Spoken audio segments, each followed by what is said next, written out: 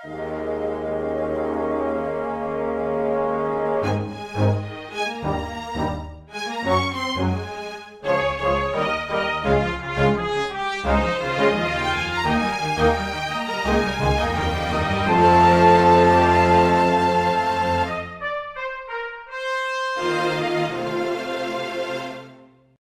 everyone. Welcome to Weekly Manga Recap. It is June the 4th of 2025. I'm Nick, here alongside Quinn. How you doing?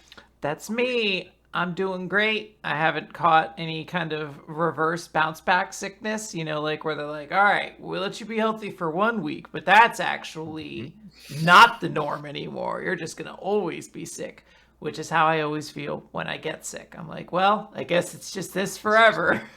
Yeah, it's never going to get better than this. I never truly appreciated what it was like to be able to breathe through both nostrils freely. I took it for granted. I've been like that miserable before recently too. Oh, no. I think it was actually right before I visited you, was because I was like having like ear issues, and I was like, this is a terrible thing to have when I'm going to fly. What am I going to do? So, and I was just there. It was one of those things where, like, because I was panicking, the amount of dread I was experiencing got much deeper and much more illogical the longer that I stewed in it. Yeah. So I was like, I'm just never going to get better. This is just the way it's always going to be. And then I went to sleep, and I woke up, and I was like, actually, things are okay. You're like, actually, I'm feeling pretty good. That's how it feels like a lot of the time, is just like, you just need to go to sleep. Are you feeling your 30s hitting you at this point yet? Are you like, are you getting that point where you're like, ooh, I'm starting to wake up and the back's a little stiff, or the neck's a little sticky? Not in that regard, but I within like the last several years, my metabolism finally just burned out. And so I have noticed, like, oh wow, I just like I can't like eat as much salt as I want anymore. I can't eat as much sugar as I want anymore. And also I keep on just like gradually getting a little bit heavier over time. so it did finally happen. I think that I became very cognizant of it within the last year. Like, oh, I'm just finally starting to get like properly old, as opposed to just like going bald. So yeah, I mean, we're still, you always have to put it in there. We're not 50 yet or anything like that. We're still relatively young, but the years at which I could still think that are starting to dwindle. You're starting to be like, oh, how close is 40? Ooh, too close. I don't like that. I do occasionally think about how hopefully just the world just ages with us, in terms of the fact that we're still focusing on a form of media that we got into when we were teenagers and just like have never stepped away from it. But I mean, like, with the greater access to anime and manga and stuff, and the fact that, all those other fans that were our age or even older, a lot of them have not given up that. I think that by the time that it would be weird now for us to be into it, it's not going to be weird by the time we reach that point. True. Tangential to that, but I've been needing something to listen to while I do things. Right now I'm like currently packing, so I was like, I need something to like have like occupy my mind while I'm preparing things, and I just can't find anything good on YouTube anymore. I just feel like I'm not enjoying things as much. So what randomly stumbled across algorithms just destroyed itself. It's just so awful. It's that, and it's also just that like you find like one person and then watch their videos, and then it's anyone with like ADHD. Yeah, you're like, I can't watch this person anymore. I hate them now. I'm actually mortal enemies with them. I watched Toonami streams. Someone just took essentially Toonami and just cut out the commercial interstitials, but like kept the actual Toonami interstitials, and then just here's an episode of Gundam Wing. Here's an episode of Outlaw Star. Here's an episode of Card Captors, like all that sort of stuff. Oh, man. It's been nice because these are the shows I didn't watch when I was a kid. I just, for whatever reason, bounced off them. Yu Yu Hakusho's in there, which is one I kind of watched, but like even that one was one I kind of got into later. I'm enjoying it because I'm like, hey, I understand why as a kid I didn't get Mobile Gundam Wing. Like I get it. Like there was too much talk of like, well, the intergalactic politics, And council the is deciding. philosophy of yeah. Yeah, like I didn't watch the parts where he just like the dude just takes a gun and points it at everybody and it's just like I'll kill myself and everyone here before my mission fails. And you're like, damn, this dude's What a extreme. cool guy he is. Yeah, I'm like, this dude rules. I've been really enjoying that. I'm like seeing all these shows. And I'm like, I never gave this a fair shot. Like, let's watch the non 4 kids dub of Card Captors. Like, let's see this sort of stuff. Sure. I'm trying everything though. Tenchi Muyo fucking sucks and has always sucked though, Nick. What is this shit? I'm like, this is garbage. Like, I've had to experience so many dog shit harem animes, and then like you go back to the older ones, you're like, God damn, this is impenetrable. What's really weird about Tenchi is the fact that they managed to get away with what is definitively a harem comedy series with some sci-fi elements and managed to pitch it as like a sci-fi adventure series that like 12-year-olds could watch. I watched that shit in middle school and there was a lot of painted over nude women that were on at 4:30 p.m. on the kids network and they did a really good job of just packaging it that way. What can you say? Yeah, I mean, I do get kind of the idea. I guess I wasn't there in the room, but I can imagine a lot of Toonami's acquisitions were like, what can we get for rights for? Yeah, we can sell it as an action anime.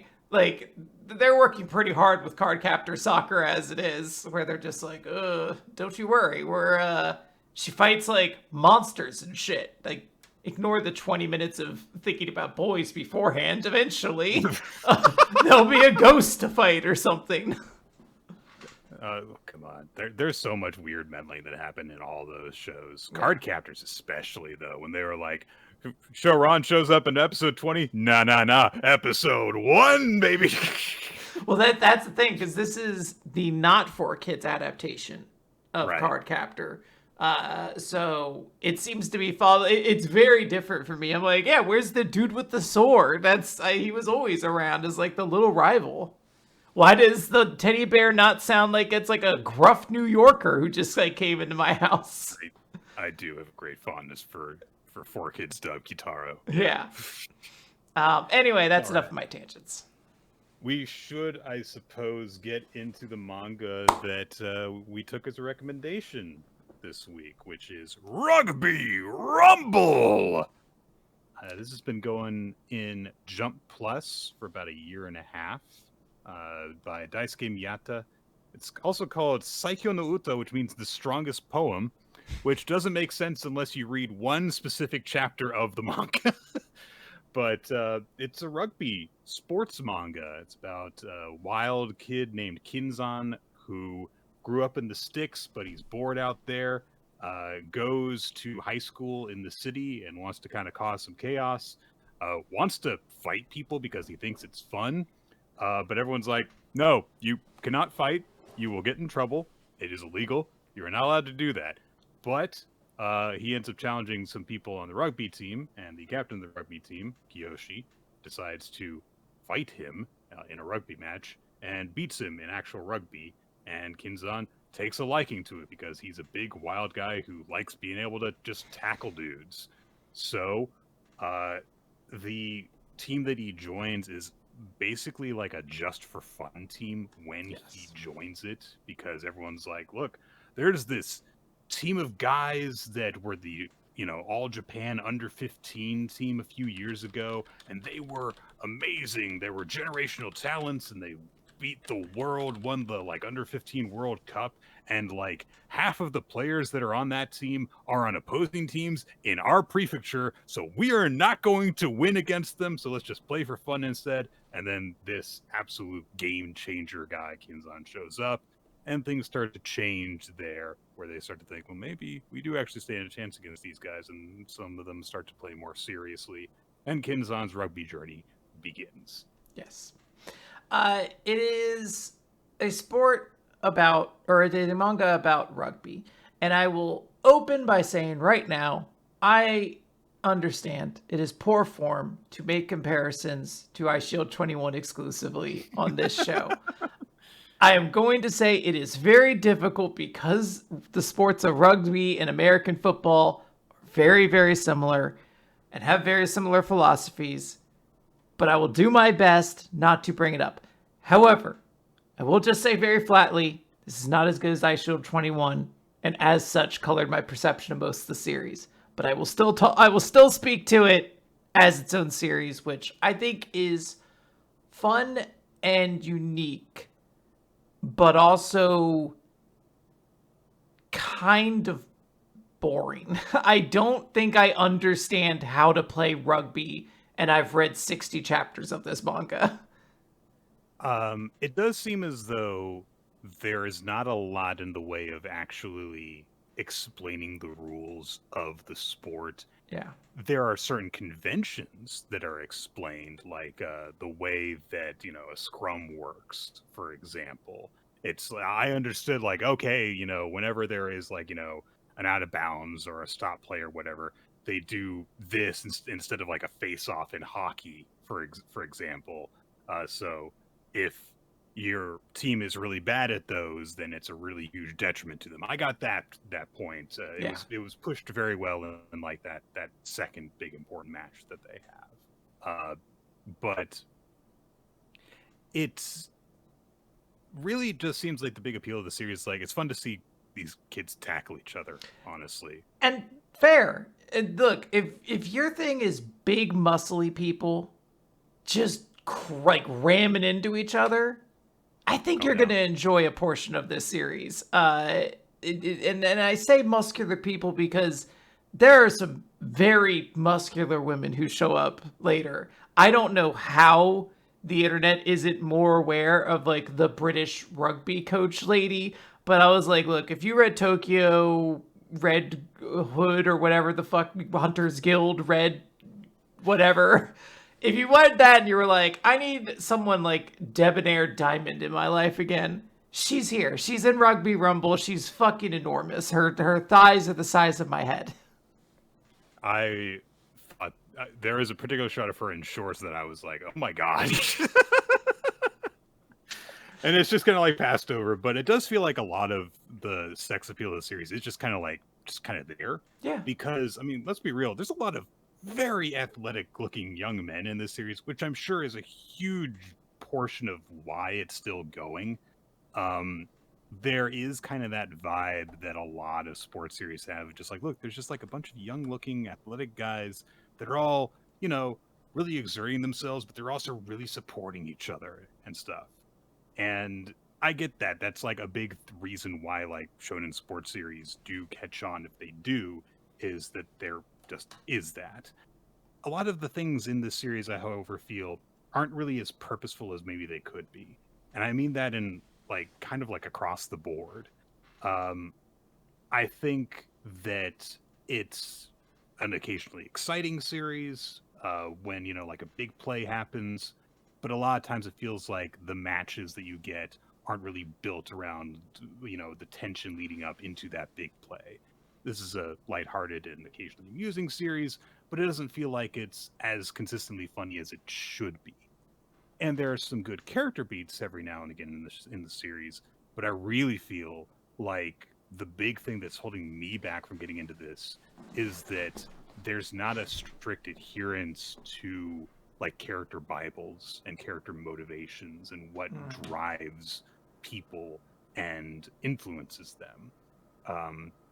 There are all sorts of little moments that I found myself honestly a little bit confused about the way that you were supposed to read what a character was experiencing in a given moment that would push them to a new level. Um, I think that the easiest thing for me to start off with is actually Kinzan himself.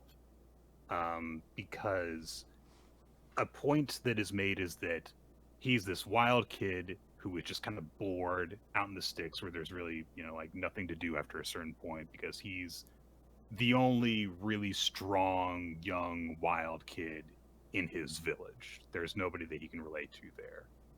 And then he shows up in, high school, and he joins the rugby team, and he's just, having fun with everything. He's never, you know, feels put down or anything like that. He isn't put off by everyone saying you can't do this or whatever. He just like immediately rolls into a new thing that he's excited about, or he rotates it into like, oh, he's fascinated by this thing that he doesn't understand. And then we get to a point where he has like this is like a couple chapters ago at this point, where we kind of are supposed to be given this thing that digs into like a big motivator for him being involved in rugby at all, which is that he was on his own essentially when he was in his village. He was the only one in his age group. So like in his classes, he was the only student at all. He didn't have people he could play with. He didn't have people that he could talk to on his level. And so there's this like loneliness to him that you're supposed to read as like, oh, this is why it's so essential for him to be involved in rugby specifically. And it's tied into the fact that he's left the team for a bit because he gets discouraged after, he feels that like he's had someone has like left him out of that experience. But A, it's not his own teammate. It's some dude at a training camp that he was in. And B, it doesn't seem to actually like require him to do any introspection at all. He just goes away and then comes back when people go looking for him. And that's how it feels like with a lot of the things that involve characters in this series is things happen, and if you tilt your head, you can see how like a big motivator for them did come to play. But this is a shonen manga, and it feels like it should be really heavily pushed forward on those points. I do agree. There's a bit of a challenge in that characters have, I think, actually very good foundations for why they are into this sport and why they are so passionate about it. But it very rarely feels like the payoff is as worth it as these setups kind of suggest they're going to be. There's a lot of characters who are introduced who I assume are going to kind of get like a full focus. Now we've essentially reached the end of the games that don't matter. And now where they are in the manga, every match is important. That said, I don't know who, was it Kindon? What's his name? Kinzan. I don't know who Kinzan's rival is. Like, he doesn't have like a Shen. He has like many smaller rivals. But he lacks somebody that he's like specifically chasing. The person who I thought it was going to be was Tachibana, the guy with like the two little bullet hole scars underneath his eye, which I thought was great because that was also one of the funniest characters as well. Like he tries to recruit Kinzan at one point, and they're like, "No, we won't let him go." And he's like, "That doesn't make sense. He wants to play with the best players, not the best player. I'm the best player. So he should want to go here." Like it's not like he's doing it arrogantly. He's just truly confused and good. He's like, but that doesn't make any sense at all. But I feel like we've already kind of moved past him and suggested he's just kind of like the first obstacle to get over or something like that. I don't know. I just wanted something to be like a building relationship with them. And I think part of the issue I have super getting into the series is that while the games are actually being played, the in the moment rivalries don't feel as strong. Sometimes they do come up. The most notable one probably be Matoi and his two older siblings. Sure.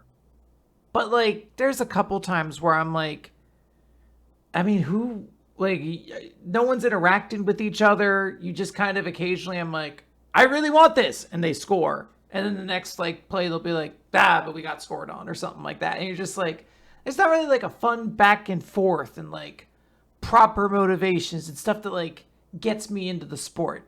I really am just kind of, as you said, watching people get tackled, which is still pretty cool. It is still very like it satisfies an itch, but it certainly isn't what I think I would be primarily looking for in a a sports manga.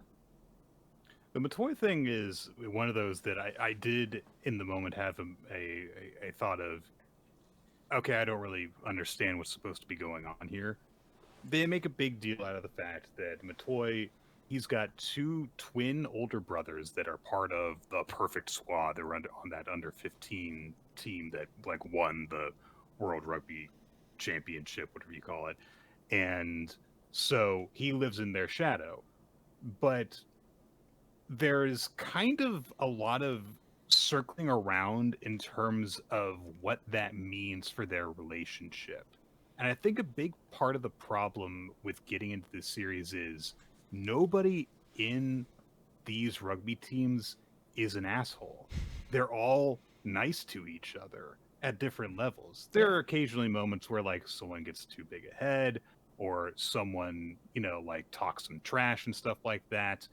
But there is no one approaching, on a gon or We can't just keep making Ice Shield 21 references as our bar, but even like at the level of I felt that the setup of all these championship people are around us and stuff, that's a very Kuroko's basketball setup where there was this elite team and now the different members of the elite team are people we're going to come up against.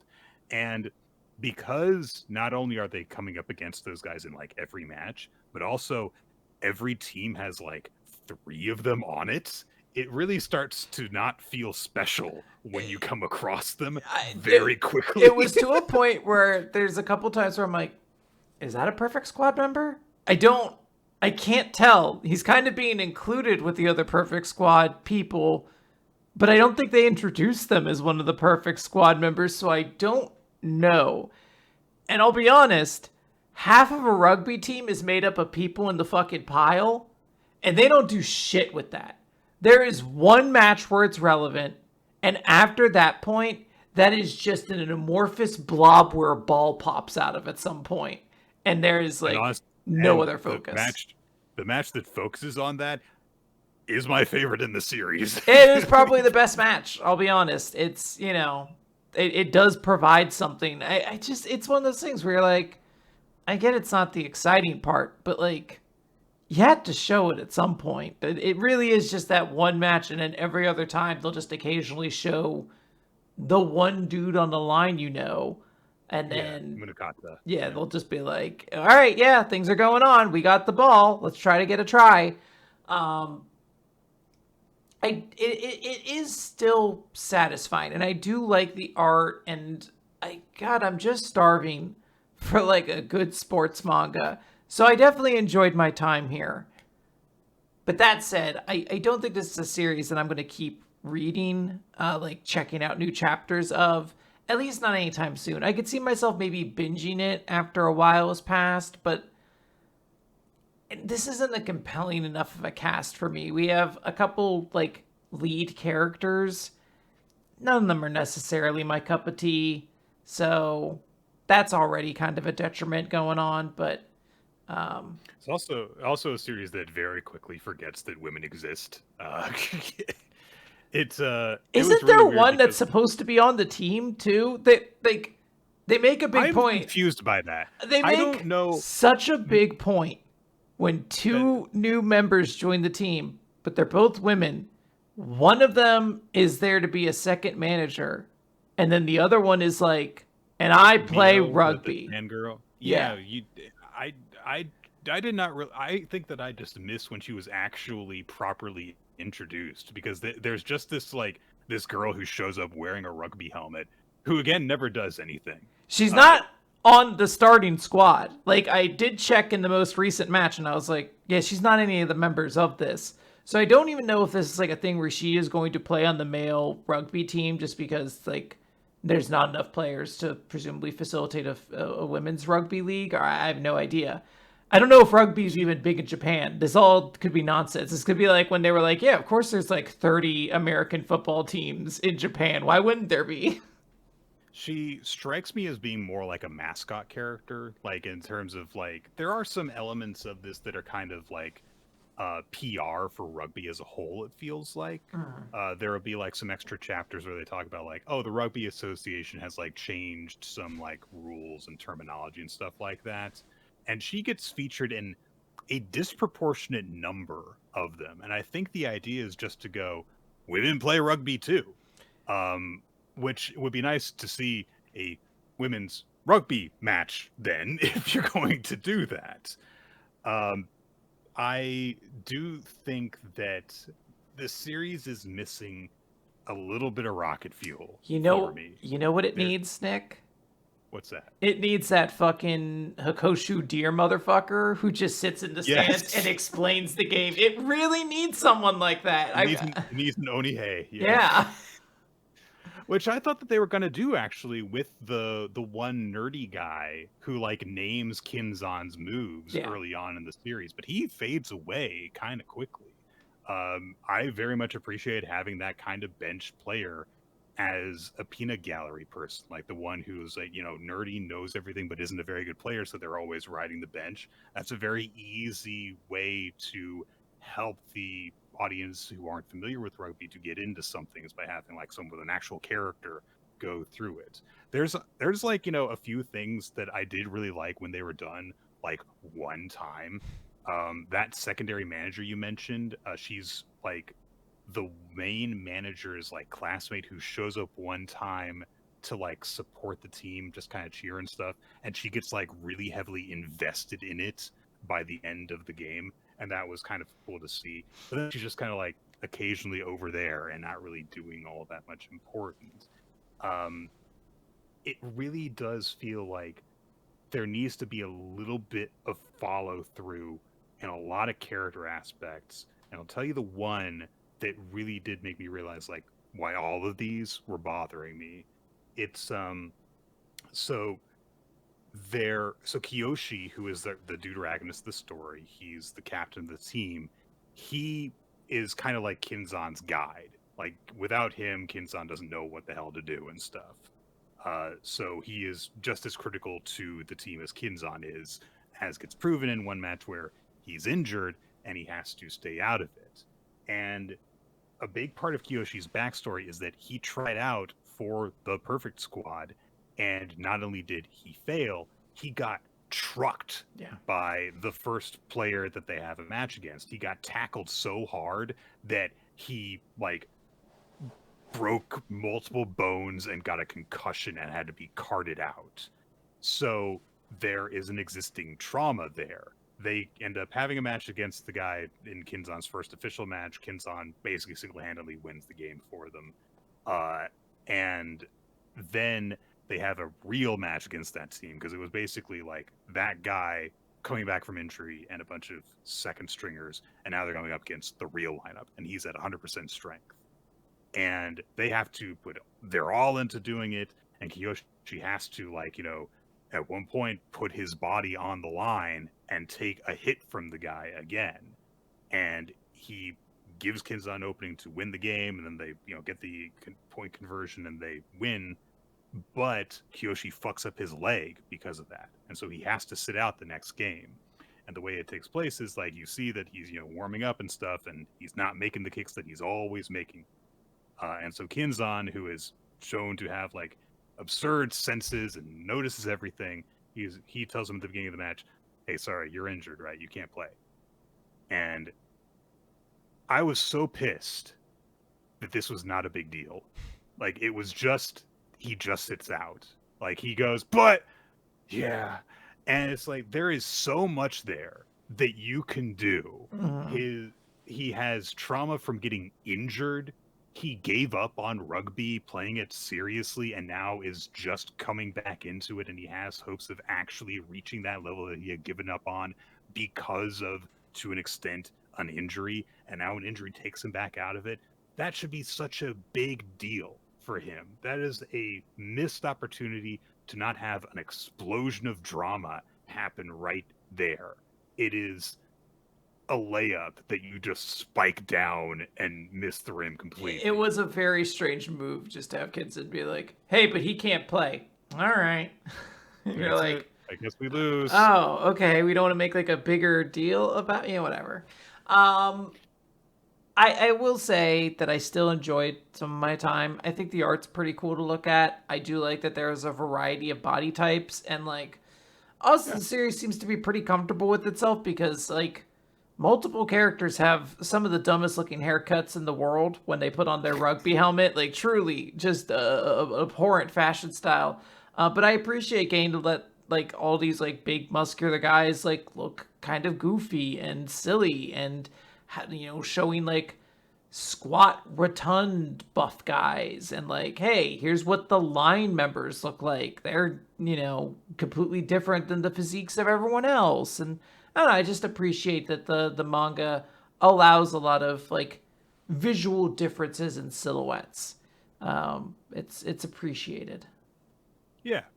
And I did think that there were certain moments that got me really hyped up. I think the one that really blew me away was the scrum focused match where the forwards got the focused, and there's this like thing where like they're not doing well, and the teammates are starting to fight amongst each other, and Munakata, like the captain of the forwards, says, "Hey, I'm sorry that we're not doing good enough for you guys. We're putting undue pressure on you and it's making you fuck up, and that's on us. We're going to do better."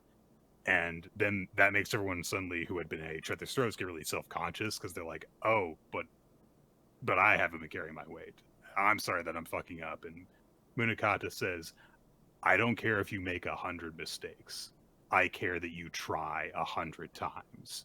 And I was like, where the hell did this come from? This line of immense poetry and like, where did this come from this character? Um, Also the thing Oh, and also the thing about poetry, there is one chapter where one coach says that building the perfect rugby team is like constructing the perfect poem, and it has nothing to do with anything else that happens in the story.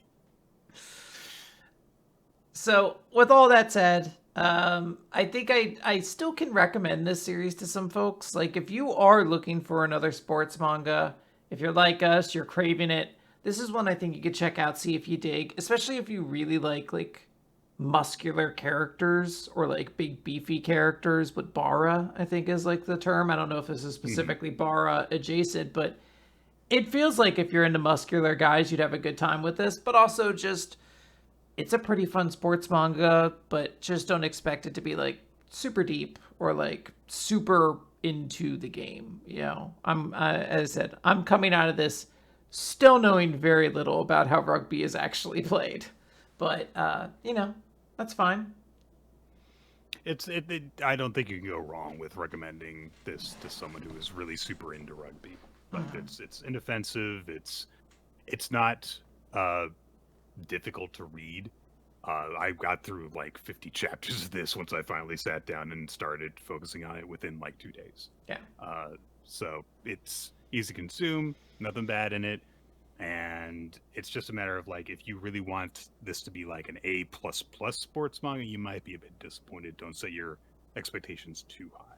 But to be very clear, by the way, to reiterate this is available on Jump Plus. So, Yeah, if you're curious, you can read this all for free from the official source and you're still supporting it. So, you know, go ahead, make sure you take advantage of that if it's available in your country and, support official releases, I guess.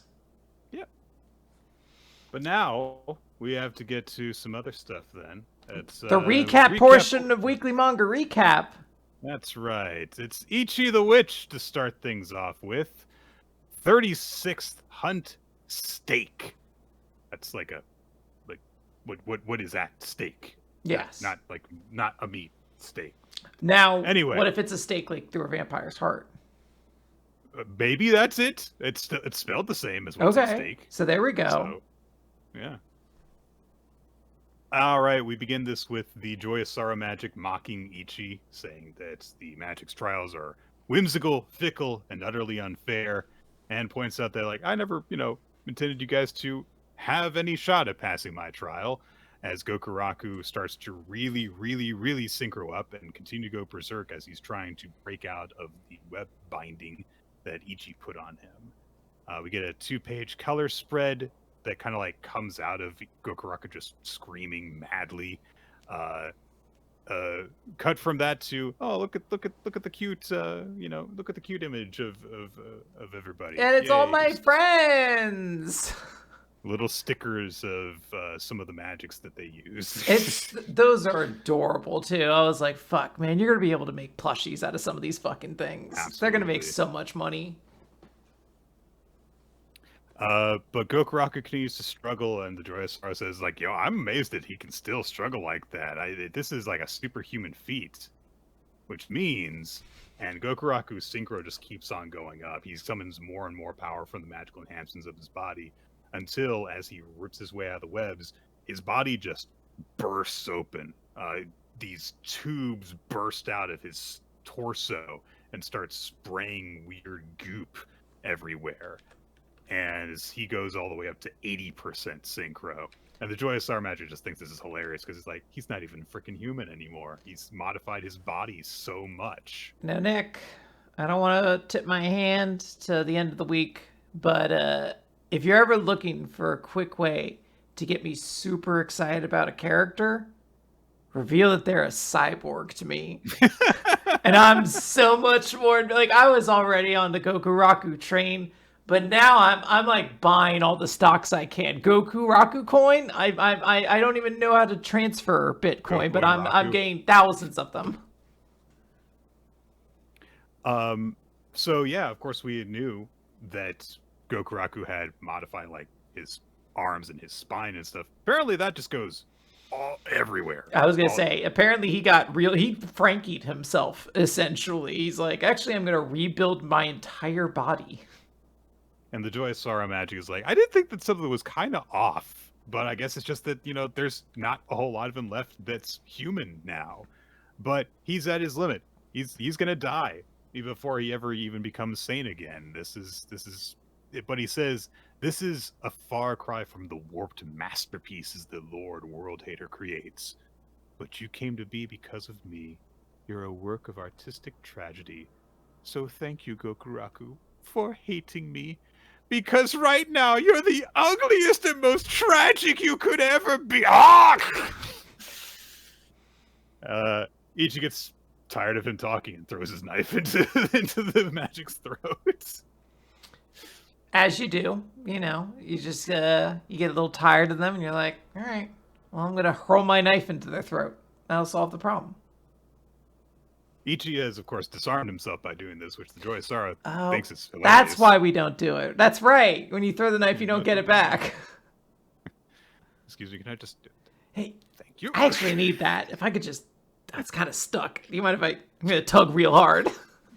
Thank you. Ichi demands that the Joyosara Magic stop insulting Gokuraku and says he is not ugly.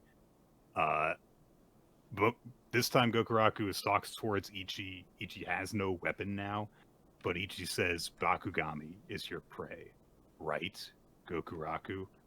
And we transition from him saying that to an earlier conversation in between when they got away earlier and when they started putting their plan into action, as Ichi asks, what is family like?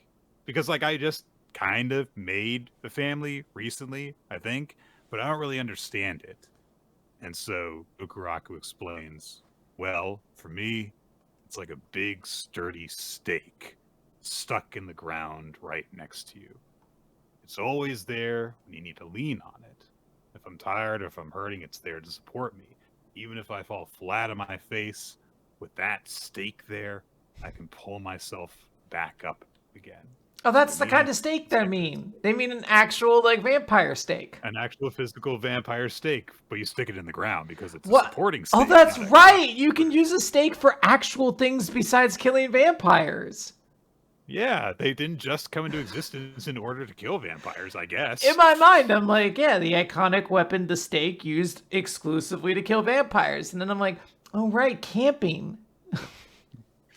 What would we do in order to go camping, Quinn, if we didn't have vampire mythos to give us the reason for these stakes to exist? Yeah, it's been nothing but vampire nerds out in the wilderness, and like, all right, I know we carried these stakes around to kill any vampires that showed up, but I think we can actually make our tents stay where they are if we use them.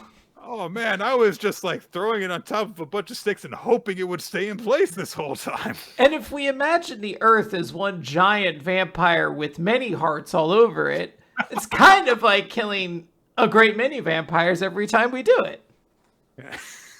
That's the only reason you stay motivated when camping. Die, vampire. Yeah, look, when you find your interest, you stick with it. You just find a way to incorporate it. But Gokuraku says it's not just any steak. It's one that you can't rip out. It's always there. You can't ever let it go. It's a really, really precious thing. And there's been an image of a little kid Gokuraku with a giant steak in the ground. And as he puts his hands on it, the steak turns into little kid Richia's hands holding his. And their parents are there too. Aww. So that abyss that Gokuraku fell into before, with that tiny light that called to him, he reaches out for the light and says to himself, you can't ever let it go. And his hands start to close around it. And in the present, Gokuraku is about to punch Ichi's head off. He screams out in anger as Ichi just stands there and waits for it. The punch approaches his face, and Gokuraku at the last second snaps Ichi out of the way with his free hand and just punches the ground instead. And he goes after some of the remains of all the tents to Lord Bakugami, wrecks them for a bit, and the Joyous Saruman says, "What the hell are you doing? What's this? All my cool stuff. This is bullshit! All my merchandise! Come on!" Gokuraku says, no matter how much I hurt, for 10 years, no matter how much I suffered, how often I puked up blood, that was my pain. I didn't give it away. I swallowed it, keeping it to myself. That steak has supported me countless times. It can't break. It can't come out. I'll never let it go. And he picks up more merchandise, a banner that's got the Bakugami symbol on it, and he rips it in half. And he says, I refuse to let you take any more from any of us. My name is Gokuraku Kagami. I'm the first prince of the country of Kagami. You will toy with the hearts and souls of my people no longer. I'm taking them back, Bakugami. I know you haven't played Metaphor Refantasio, but for those who have, just know this is his fucking Persona Awakening speech would be. You know, like the shit Stoll had, that's awesome. This shit goes so hard. Oh, this is crazy. You can't reveal he's a robot and then give him a super awesome speech. Yeah, of course he's going to be my MVP. Just mark it down now. Why wait? You know, like this is so cool. I am a cyborg who punches things and also a noble prince. I love that one shot where he looks like he's about to punch Ichi. You can see he's still robot. Like you can see all the cords like shit just like dangling out of him. I was like, hell yeah. I hope we don't like hide this just to make him always like a pretty boy. Like I hope when he gets fucked up in a fight, we're all just like cables and shit hanging out. Like, it just looks so cool. Gokuraku rules. This was an awesome chapter. And it really is brought home by this speech that he has at the end. By the time that it was done, I was like, yeah! get him! Oh, yeah. So cool. Absolutely incredible.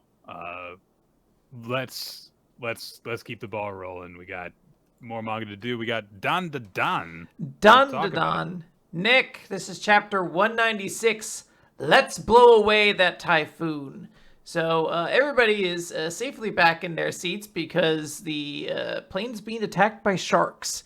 Frozen ones thrown by a human tornado or typhoon. It's wild. So Seiko opens up by being like, hey, Momo, you need to work with Jin. And their plans to basically have Momo use her powers to grab these flying frozen sharks and then to lead them to Gigi, who will then fire a chi wave and use that to launch these frozen sharks into the human typhoon. And because they are frozen, it'll lower the air temperature and slowly expand the eye of the hurricane, of the typhoon, thus diffusing it and ending it. It is a very weird and improbable plan with a lot of scientific issues. This video game ass logic. You gotta catch the opponent's thing and then fire it back. There's so many new mechanics they're adding. You're like, I get it. You just wanted me to do the shark firing minigame. But we get all this explanation for how it's going to happen. And then Seiko just starts leaving. And Momo's like, well, wait, what are you going to do? And she's like, well, we need to get as close to the typhoon, right? I'm going to go pilot this plane. And they're like, you don't know how to do that. And she's like, don't worry about it. And you're like, this woman is stone cold, just going to walk in front of like a pilot's console and be like, I can figure this out. Like, she's just going to assume. We're just going to let this presumably unqualified woman who is just injured, coming off of medicine, multiple broken ribs, rib injuries. Yeah, just fly a plane. But hey, you know what? This is Dandadan, so the plan's kind of working. You know, Momo catches one of these sharks, throws it up. Gigi was a little concerned. He's like, "What if I fire the blast and it destroys the plane?" She's like, "Actually, as long as you know how to do it, you can kind of like fire a chi wave through anything and just hit what you're actually trying to hit." So he does it. He launches one of these sharks, hyperspeed, goes to the typhoon. They both look on. They're like, I guess it's gonna take more than one. So they just start getting into a rhythm. They're like, all right, heave, and then you use the attack. They're gonna just go back and forth. Meanwhile, the Kita family is like, wait, Mama, what should we do? That's the wildest thing that's gonna happen this chapter, right, Quinn? Surely them firing sharks off. Missiles. Yeah, they certainly couldn't yes and that exact premise within this chapter. The Kita family is like, what do we do? Do we just kill them? And Mama Kita is like, no. As it stands, we're kind of fucked with them, so we're not going to go out of our way to help them. But if we got to blow this typhoon out of the sky, then we're going to blow it out of the sky.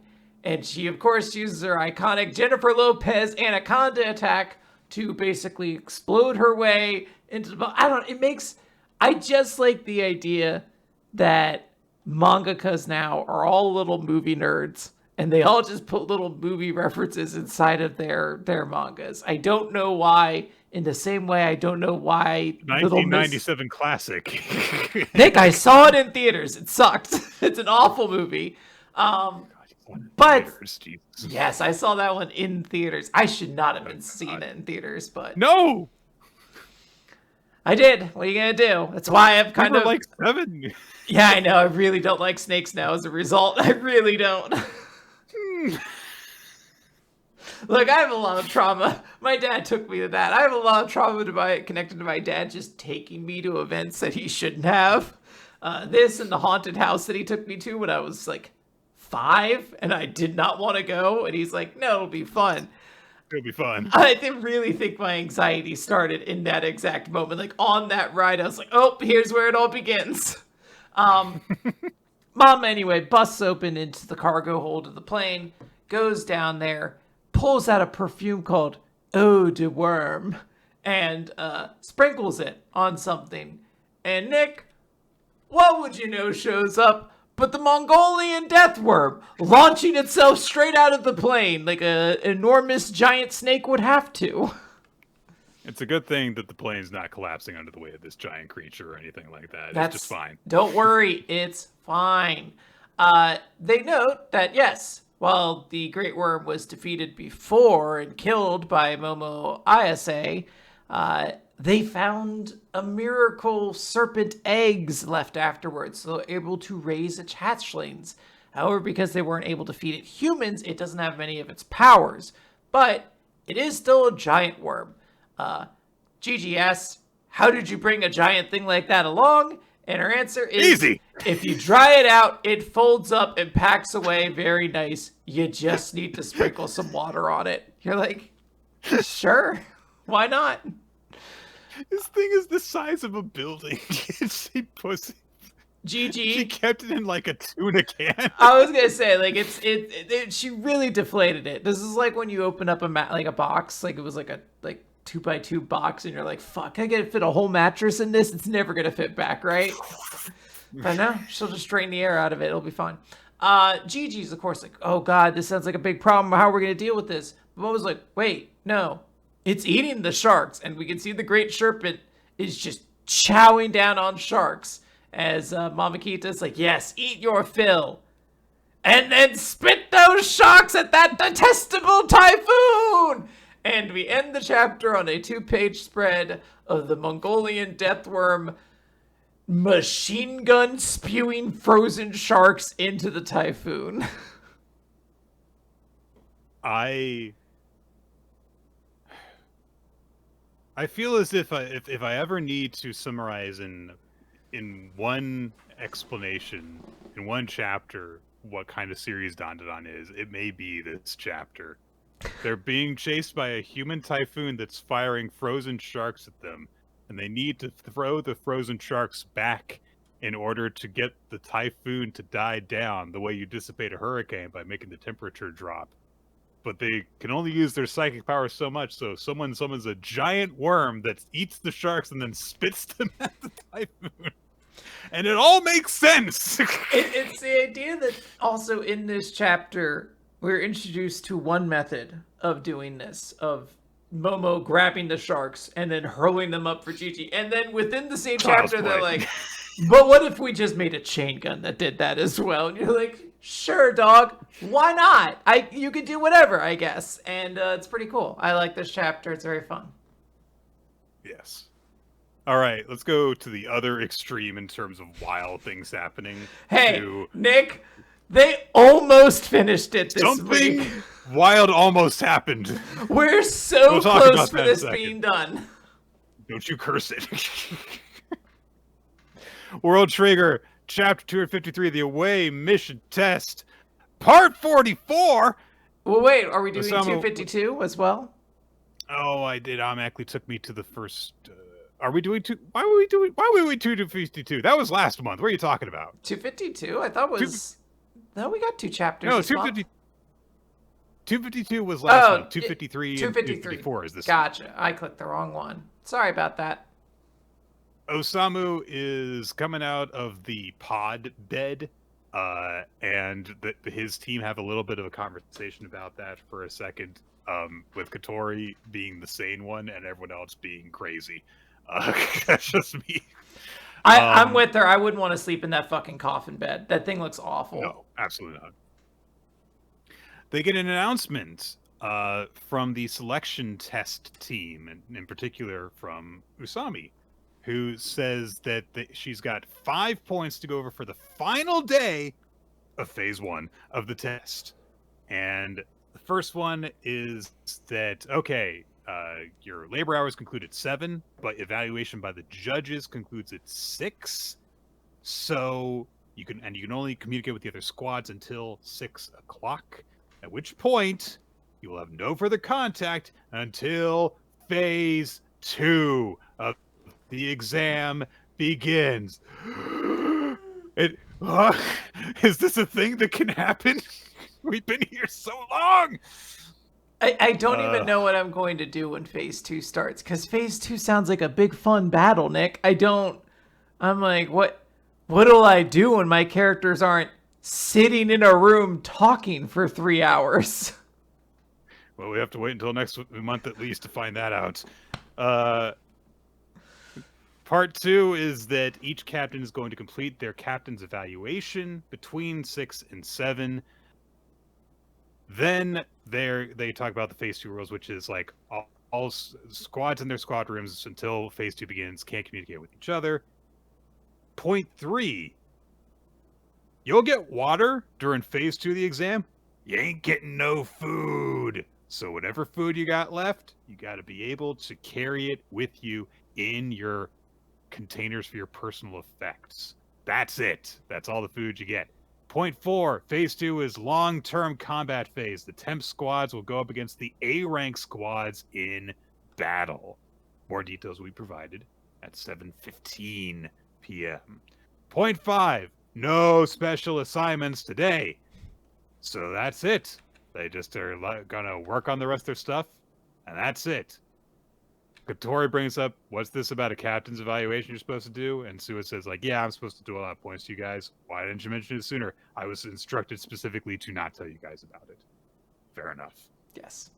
So they're like, all right, let's do the rest of the homework that we can. Let's watch out in case they spring anything on us. And we'll get to this. Before they really get into it, though, they get a buzz from Ikoma! The highlight of this month. This shit's so fucking funny, man. I forget how funny Ikoma is.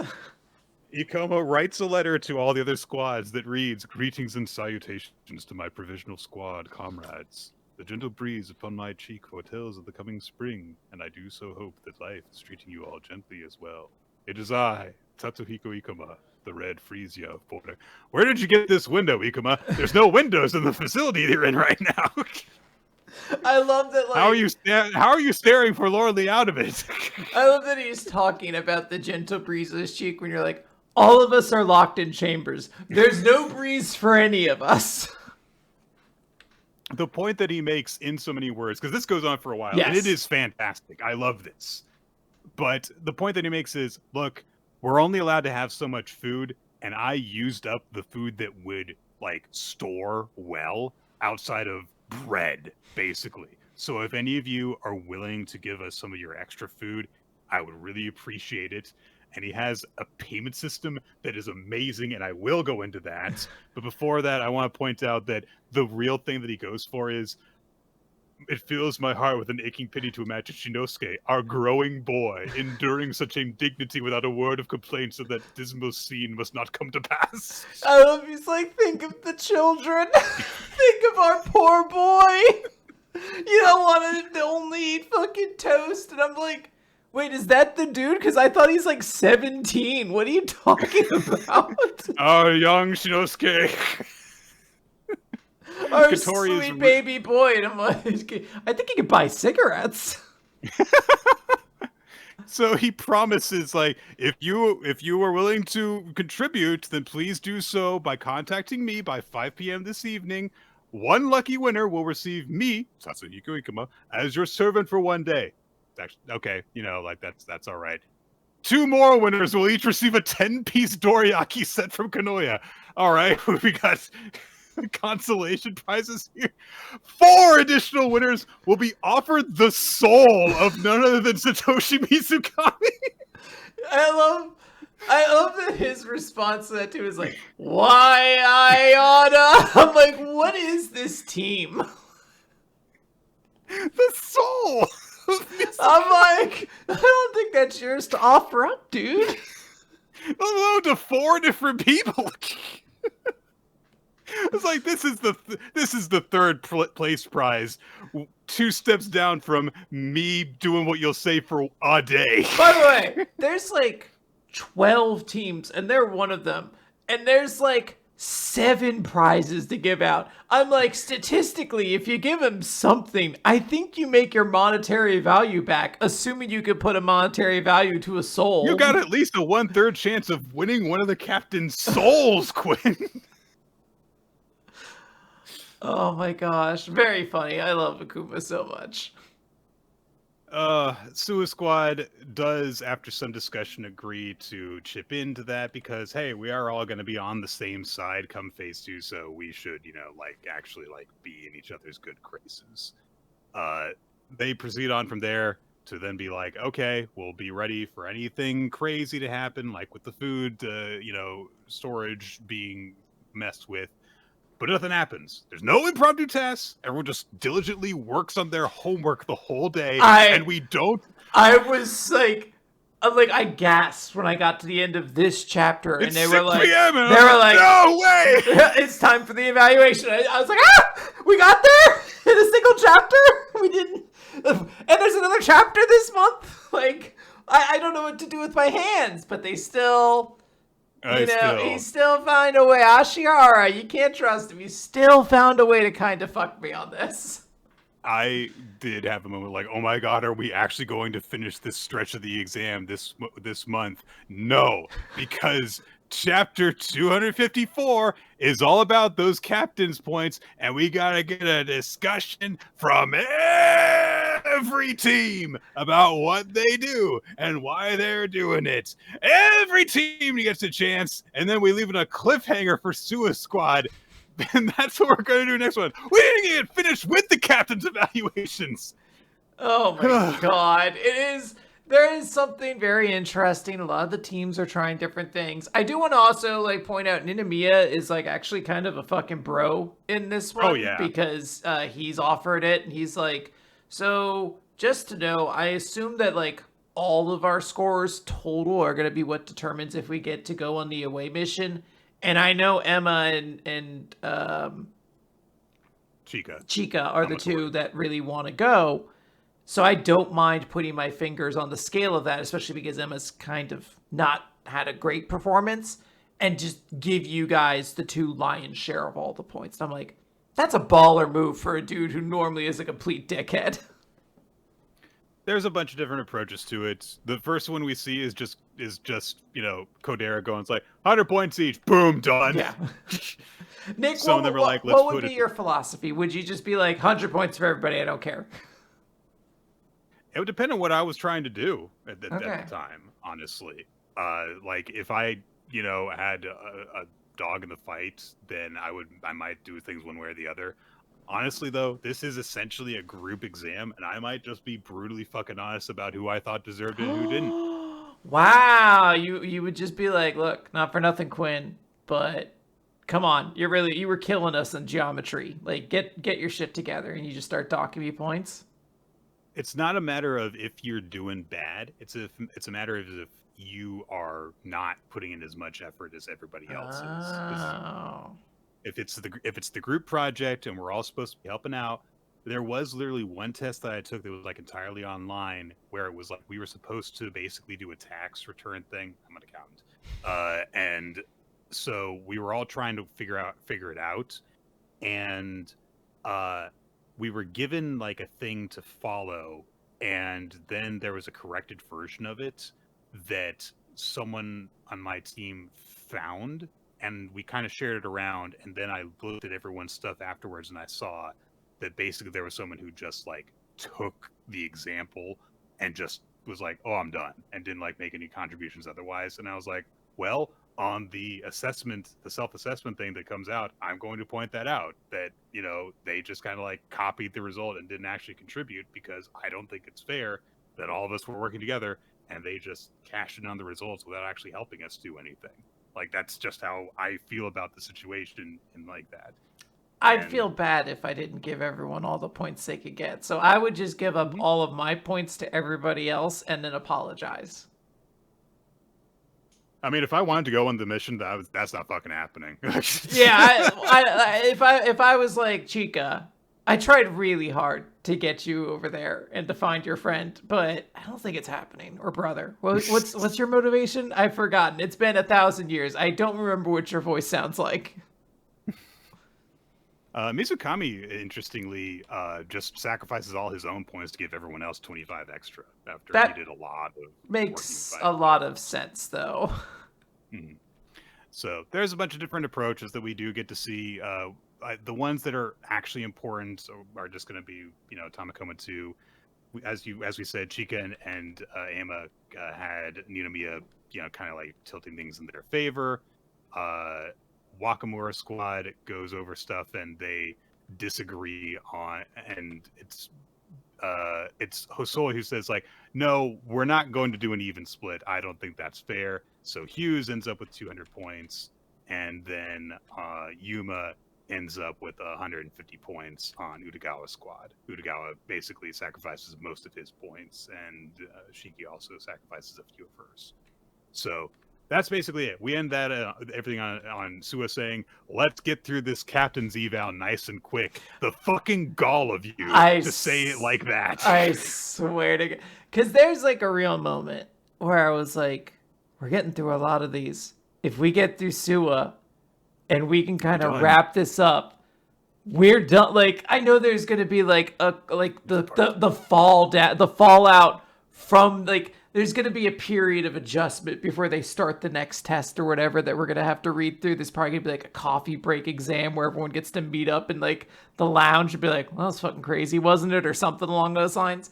But we're so close. And I feel like I've been saying that now for about a year.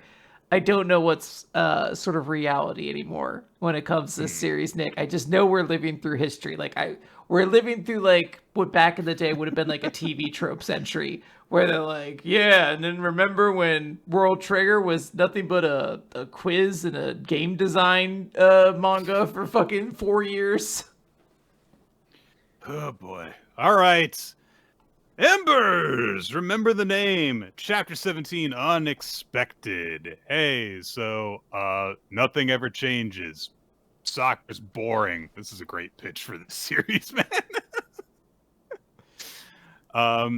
So, of course, despite that, Haitani still has not given up. Oh gosh. Najaku.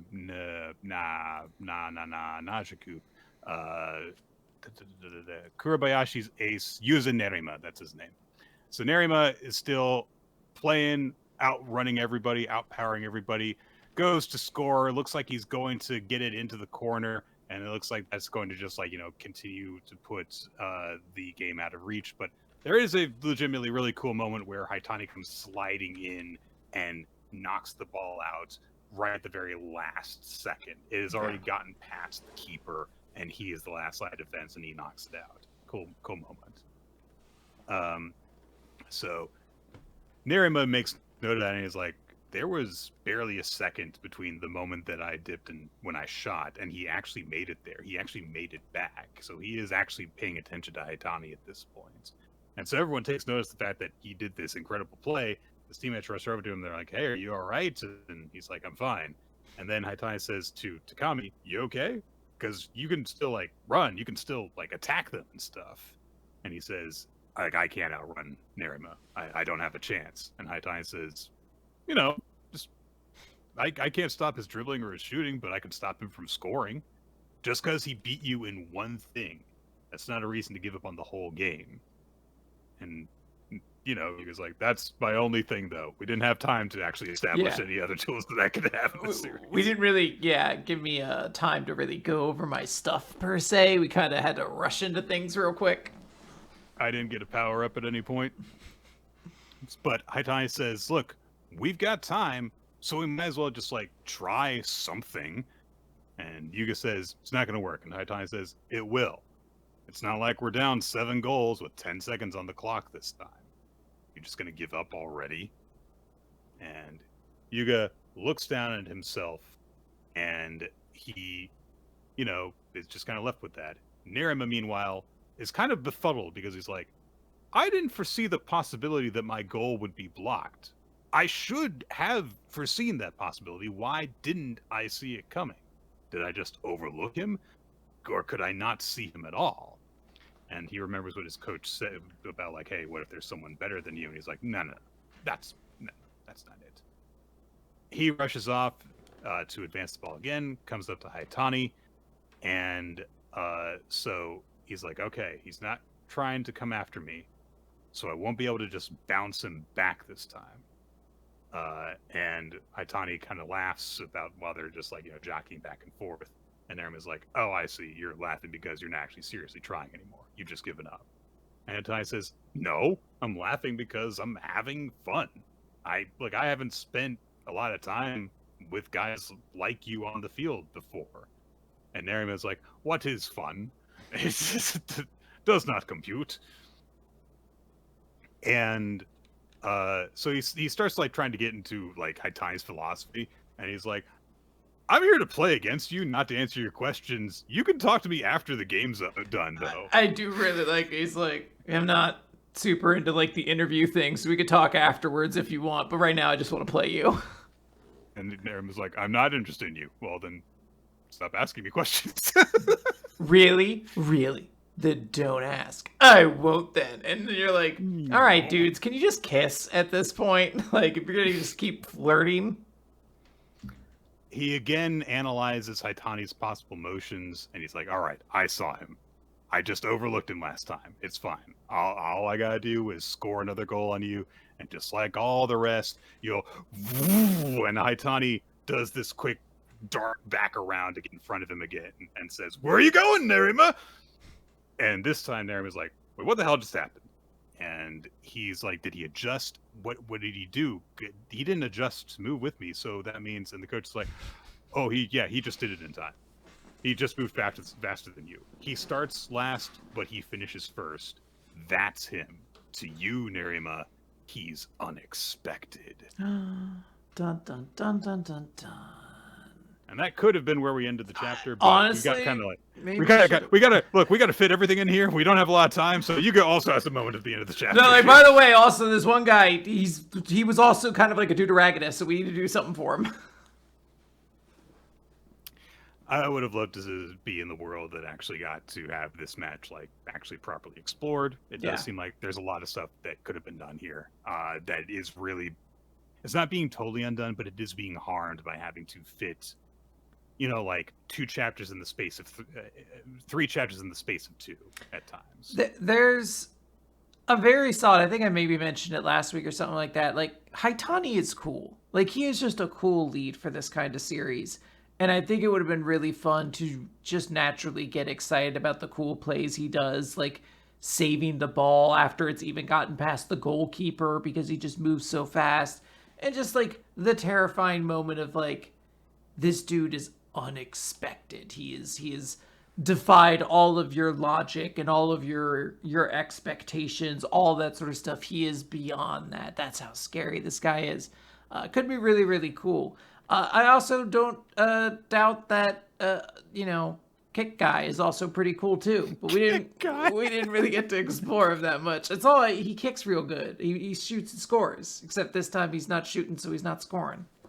That's right. Yeah. I'm gonna miss Embers. Oh well. Hey Nick, don't say it's over till it's over. All right, fine.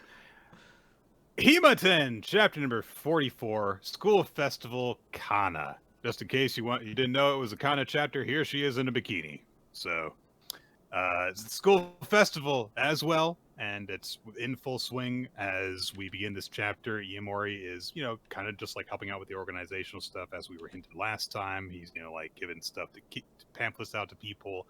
And then his little sister shows up, Mikoto.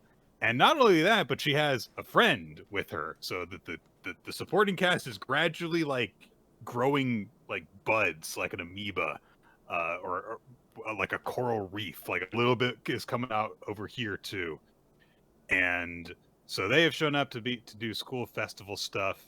And so I'm not really sure why Chika is also here, except maybe to have Mikoto bounce off someone who's just not their brother. Yes, I guess. Well, they're what? They're considering what school to go to next year, right?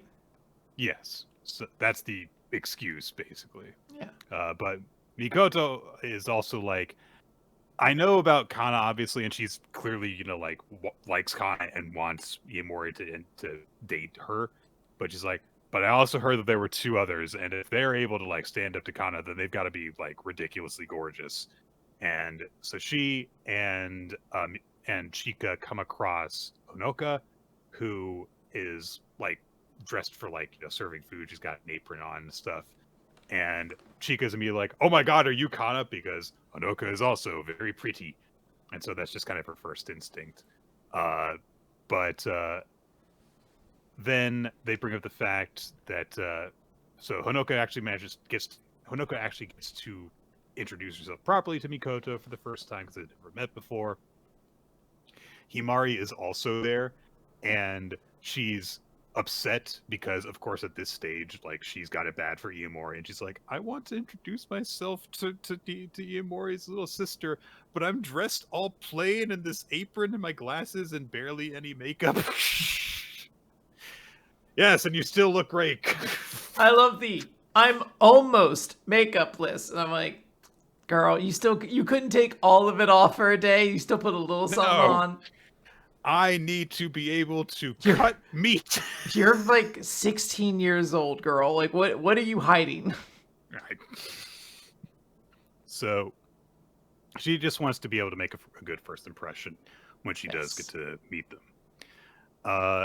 Then Mayu comes up and has like a full like little poster that she's made. And she's like, "Hey, you're Imori's little sister. Well, you should come to Honoka's idol concert this afternoon." And yeah, so brings that up. But then this is kind of established that like that they're only allowed to stay until noon. They got to get going by then. So they're going to miss said idol concert. They also, as it turns out, could miss potentially other things. Mikoto leaves before Himari can work up the nerve to go and introduce herself. Oh well. So Imori goes off with Mikoto and Chika, and they go and they find Kana. Kana's wearing like a shongsam, and he's being a server for her classes thing. And so she's drawn a lot of attention, of course, because, you know, she's Kana. She's one of the idols of the school, essentially. Yes, she's very, very beautiful. She is considered a celebrity within the school. She recognizes Iamori and Mikoto, very happy, waves them over. Chika says she has a perfect figure and she's pretty. Whoa my gosh. Whoa my gosh is her catchphrase. She says it a lot. Whoa my gosh, Nick. Well, Nick, what's your fucking catchphrase then if you have such a good one? I don't fucking know. I say hot dog a lot.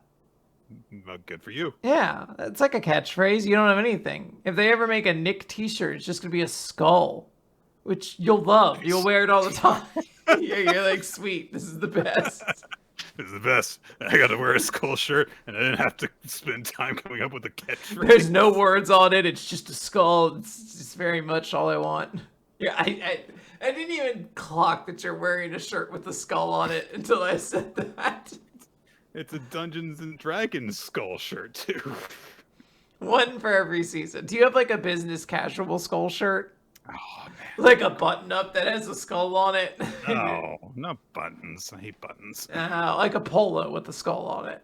I hate polos even more than button-ups. What do you wear when you go to work? I wear button-ups when I go to work, but it's because like I just completely flip the switch over. I'm like, I'm just gonna get away from all this instead of like trying to be comfortable. Nah. Yeah. Just go all the way over. And I don't like the way polos feel. So. Okay, so what if all the buttons on your shirt were tiny skulls? I need to go and spend too much money on this. I need to go and make a truly garish fashion choice. Just abysmal, but really commit to it. Awful. You're like, look, it's not great, but I did get 30 of these in different. I was gonna say different colors, but they're all just black. So Iamori and Ko get a table at Kana's classes restaurant stand thing, and Kana, you know, she's trying to be a little bit more forward with Iamori, so she's like, "Hey, what do you think?" And Iamori's like, "Huh? I look great in this dress, don't I?" And he says, "Yeah, of course, yes." And Mikoto, trying to be wing woman for her brother, is like, "You should have seen how he reacted earlier." Good, I appreciate her. Yeah. Just like, hey. She's got a plan. She's going for it. There is an enjoyable level of like the kid sibling who's like, I'm just gonna help push these idiots along. Like, I know my brother. He's not gonna make a move. Iamori does acknowledge to himself that it seems like Kana just gets prettier every time that he sees her, which makes sense in a couple of regards. Probably most of which is just that she just, you know, like is getting more confident as time goes by, seemingly. Yeah. She brings up, hey, I'm pretty sure you forgot that you were going to celebrate with me when I got to be on the cover of a magazine. And Iamori's like, well, but you said that we were waiting until you were on the cover and stuff. But she says, could have still asked me about it, you know, like when it would be out. You could have asked what we should eat to celebrate. So that's why I feel like you kind of like forgot about it. No. And Mikoto and Chika are like, she's right. What's wrong with you, Iamori? You fucked up. You know, a little bit. You know, he wasn't prioritizing right. This is one of the classic differences between teenage boys and girls, though. Absolutely. One of the stereotypical, like, you know, the guy is like, well, no, there is clearly a system like the before and after and so on. So the threshold has not been passed. So I did not forget about it. It has been in my mind. I just thought that we were not going to do anything. It's like, I don't know. You're not worrying about it all the time, though. You're not asking about Was it. I supposed to? Yeah, you got to bring it up. You don't care at all. Then suddenly, what's the point?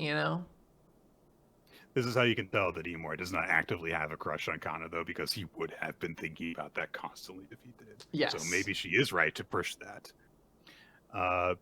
But, Kana's like, it wouldn't have bothered me that, because Imori's like, oh, I didn't want to bother you while you were busy. And she says, it wouldn't have bothered me. What did bother me is that you haven't said anything. And Imori promises, all right, I'll try and keep in touch with you better. Chika contributes by saying, well, my gosh, to this. So, yeah, you got to. I'm going to remember this character now because she has a catchphrase. It's diabolical. Yeah, I mean, what are you going to do? She's now the best character in this series. Everyone loves her. Everyone's like, whoa, my gosh, girl. When's she going to show back up again? Bunch of the people around the restaurant are like, why the fuck is that guy getting to talk to Kana so much? And Kana says, hey, pretty soon I might not be a rookie anymore because they're talking about how, she's like making strides in her work and everything. Iomori also, Mikoto notes like she still thinks about him even when she's busy with stuff. And she came to Tokyo in order to work toward her dream.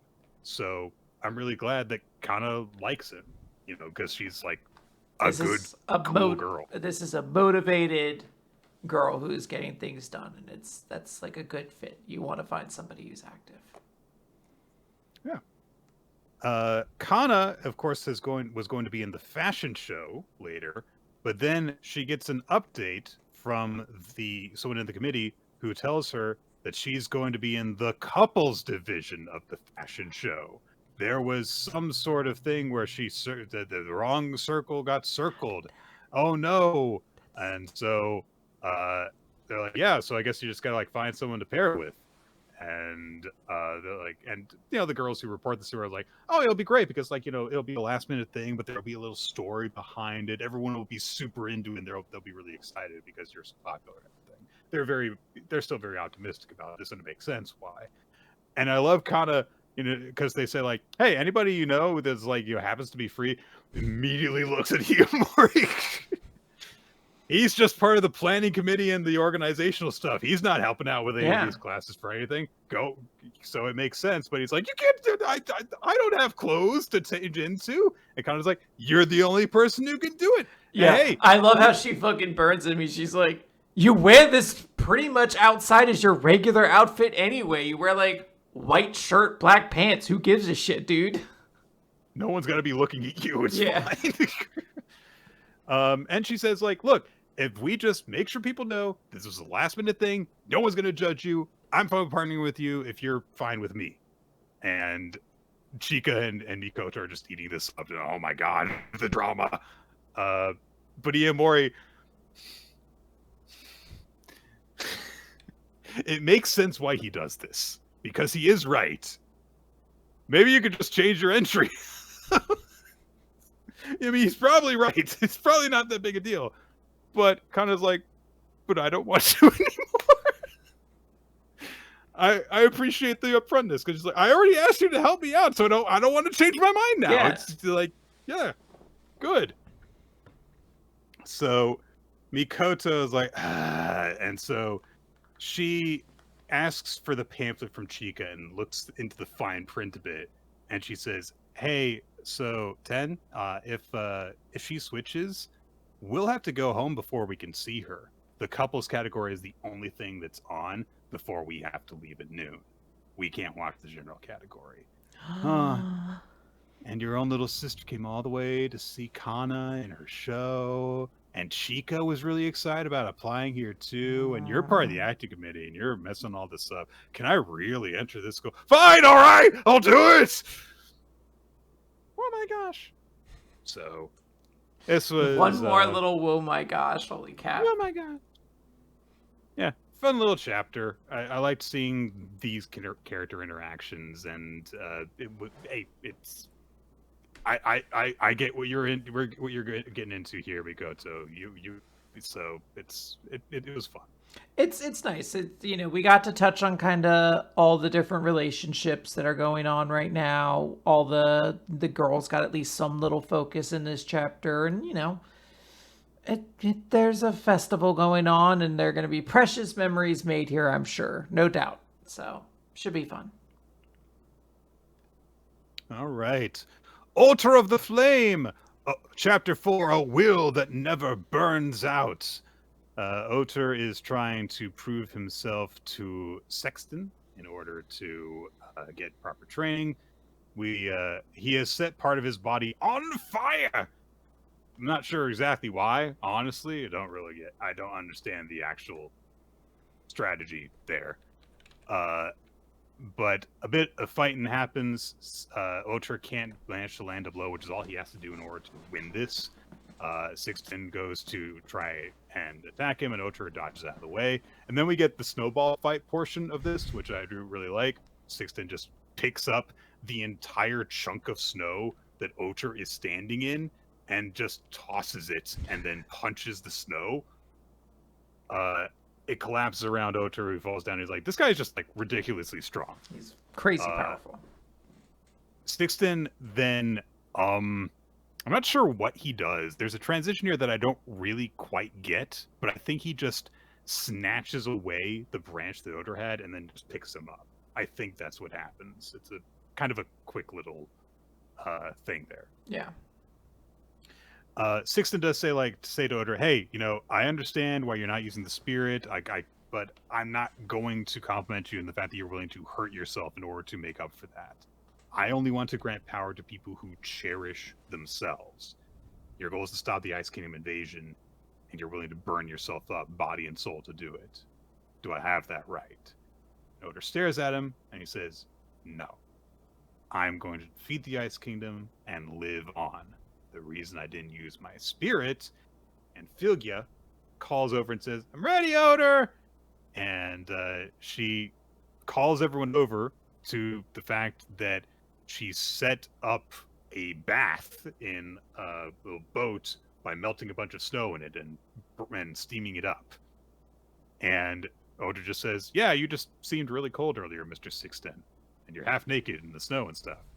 So I did all this. I just bought Hydrophiliate to do this because this is my answer for you.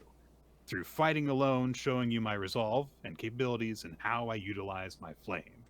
Warm your frozen body, cook fish, alleviate your exhaustion. Philgia's flame isn't just for fighting, it's also a flame for protecting life. And there is a cool picture where Philgia poses all triumphantly behind Oter, and she's flexing two of her arms, and she says, yeah, my fire won't die out easily. And Oter says, I'm not going to let my life burn out. And so Sixten's like, huh, okay, so maybe this is why the spirit chose this boy. Okay, you pass. Gets naked, gets in the tub immediately. Immediately jumps in, kind of back and ass first. It's a real brave jump in kind of motion. Gonna get all that water out of the tub immediately, too. Yeah. So he says, okay, yeah, you can become my pupil. Just makes his mind up with that immediately. Then he says, oh, and Etapirko, you can use the bath after I'm done. She's like, I really don't want to use bath water that's been used by an old man at first.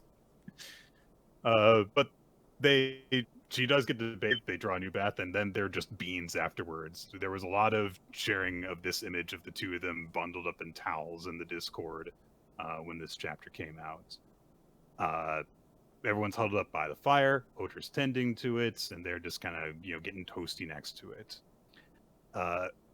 Sixten says to Oter, I've seen a lot of guys like you come and see me, wanting to get stronger, and they were willing to do it even if it meant sacrificing their lives. They were determined to die and go to Valhalla. And there's a quick little image we see of a bunch of the warriors who came to him, and then cutting to a boat with their weapons because they've died, and him setting the boats on fire to give them Viking funeral. Just real quick, yeah, in order to explain that. And he says to Oter, burn wounds always linger. I understand now that you don't have a death wish, which is good, but just because you don't die, it still doesn't mean it's okay to hurt yourself as much as you want. And Oda does apologize for, setting himself on fire in order to fight this. It was the one time. The one time so far. Sixten does say, I will train you strictly, including what I just said. Let's get started. And he tosses off his cloak. He's again half naked in the winter because he's a man. And he says, I'm going to show you how to use heroic vigor. And he takes out a knife. And Otra's like, well, what's that? And Sixten's like, well, it's... Etapirka, you explain it. She's not... He just gave up completely. Just couldn't handle it. So Etapirko gets out of the blanket, puts her hair up, and she takes her boots off and explains, sorcerers utilize magical power from nature. In order to fight against that, warriors utilize the vital energy within themselves. We call that power heroic vigor. And she takes the knife and plants it blade up in the ground and says, if you can control it, you'll be able to invigorate your body and turn it into something not even magic can defeat. And she steps on the knife so that the small of her foot is on the very tip of the knife and just bounces on it without being harmed. And she says that utilizing heroic vigor, you can make your skin harder than stone, your limbs lighter than a baby deer's, and you can withstand your spirit's power as well, I believe. And Sixten says, and it makes it harder to cut yourself while shaving. I'm glad he's providing the important information. Now, Oder does not appear to have any body hair whatsoever. So I don't know if that's actually helpful advice to him right now. But one day it's going to be very practical advice for him, I presume. I really liked this chapter starting around the halfway point, once we got into a lot more of the lighthearted elements, getting to see these guys just kind of like bouncing off of each other. And I do really like the demonstration of, hey, we've got like, a magic system in this, and it's really just kind of like magical reinforcement, at least on the surface. But it was a very, effective, quick way of demonstrating it. There's a lot of good visual language in this series. Yeah, I agree with you. I really did come to like this chapter once we kind of actually got done with like the fighting test portion. Not that the fighting part wasn't good, but I did enjoy it more when Oder's like, no, I don't want to die. Actually, I'm intentionally trying to live on. And actually, I made you a nice warm bath. So if you'd like to take a chill, I'm going to live on and see that I can use my powers for other things as well. And what if Sixten was like, I don't want you to kill yourself. Well, I don't want to. Well, I don't want you to hurt yourself. Well, I don't want to do that either. Well, I'm still not sure if I should make you my students. Like, you want a bath? Yes, all right. All right, you're all right. Yeah, good stuff. Right. Good stuff. All right, Nick, let's take a look at case 26 of Sid Craft Love is a Mystery, The Great Detective and the Bonds of the Pact. So, decades ago, we are introduced to Souffle Primrose. Ooh, not Flanberry. Ooh. And she's playing with the dog. And she's like, you give him a hug too, Sai. And Sai says, no, I'm afraid of dogs. Now, Nick, this is where we find out the twist that Sai was short for Sidcraft. It's already a one-syllable first name, but sometimes you just got to make it a little bit shorter. So that was the trick they played on all of us. I suppose in Japanese it would be shorter. Okay. Because it wouldn't be Sid, I don't think. It would be Sidu. Because there's no D ending in Japanese. Interesting. So, we do see that somebody is there who's like, oh, it's time for nighty-night. All for the sake of love. And it just makes the dog immediately go to sleep. And who should it be, Nick, but that rotten, dirty, scoundrel son of a bitch, Toby Rex. My God. Nick, this motherfucker betrayed everybody. I know we don't know that yet. I know he's like a child right now, but you'd see that he's gonna grow up to be a piece of shit. Yeah, look at that hat. Only assholes would have a newsboy cat back then. So Oh, that I don't know if that you need to actually narrow it down like that, Quinn. damn. So Souffle, we are told, is the daughter of a police officer, and Sid, we already know, the son of a detective, and they were the best friends. We get a little narration from Toby. He's like, to me, they were the best childhood friends I ever did love. He just looks like somebody who would have that voice and accent. So, and he has a little crown of flowers. It looks like he's going to try to offer it to one of them. It's not specific, but they are busy putting crown of flowers on each other's heads. So he's like, he's reminded of like a lesson where his parents are kind of just like, hey, everything we do is for love, and we'll do anything for love if we love somebody. So it's all for the sake of love. And that's why if two people, he thinks then at this point, okay, if two people I love are happy, then it's fine. And I'm sure they feel the same way. Like, I won't try to interfere in this because they also love and care about me just as much as I do about them. Page turn. Toby's parents are being arrested for being drug trafficking murderers, basically. The cops that are arresting them are like, and you say that young Sid reported, like, they have to give like the exposition so that Toby Kraft or whatever his fucking name is can hear this and be like, oh, Sid betrayed my parents because Sid is the one who called this crime in. But the ones who busted the deal were Mrs. and Mr. and Mrs. Primrose. But they're dead, Nick. We see their bodies underneath the cover. It's all murdered up. They're dead. And there's 3 cops around the scene. One of them can take her away from this site. No, Souffle is just there going to be sobbing, and everyone's like, "Yeah, that sucks. You can't take a kid away from seeing their murdered parents' blood on the ground, though. That would be uncouth." She is sobbing because she doesn't understand what's happened to her parents. She's very, very young. And Toby remembers that Mr. and Mrs. Primrose, Souffle's parents, are both police officers, and they were killed. And she is just crying for Sid over and over again, just saying, sigh, sigh, sigh. And Toby puts his hand on her shoulder and says, forget it, Souffle. You didn't see anything. It's all for the sake of love, which I guess is just like a trigger he put in everybody he knows.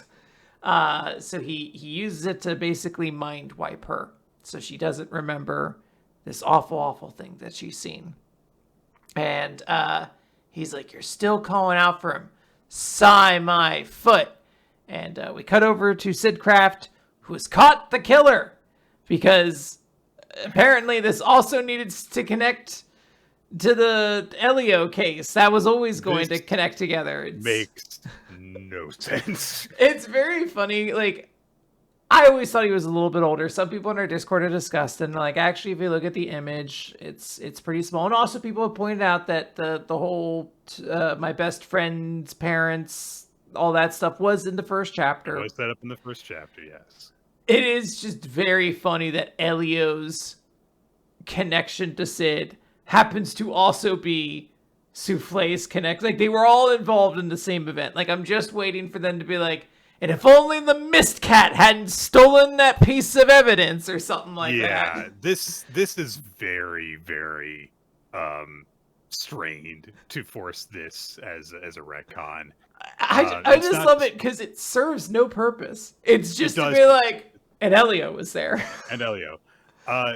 It doesn't make any sense that the cops who busted the drug deal and were murdered would have been murdered by the daughter of an aristocratic family who had nothing to do with the drug deal. And she's like 6. No one would have suspected her like, in the first place. I know she's covered in blood, but does she have like a machete in her hand? Like...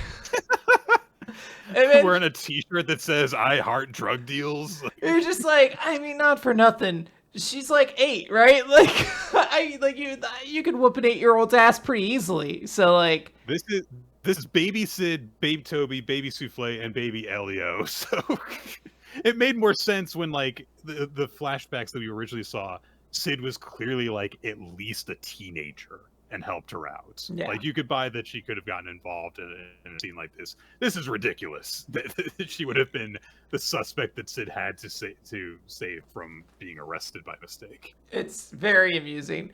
Anyway, Sid is running back now, and he's crying. He's like, Souffle, I avenged your parents. I caught the murderer, but like, I know that doesn't actually do any good. Like, your parents are still gone, all that sort of stuff.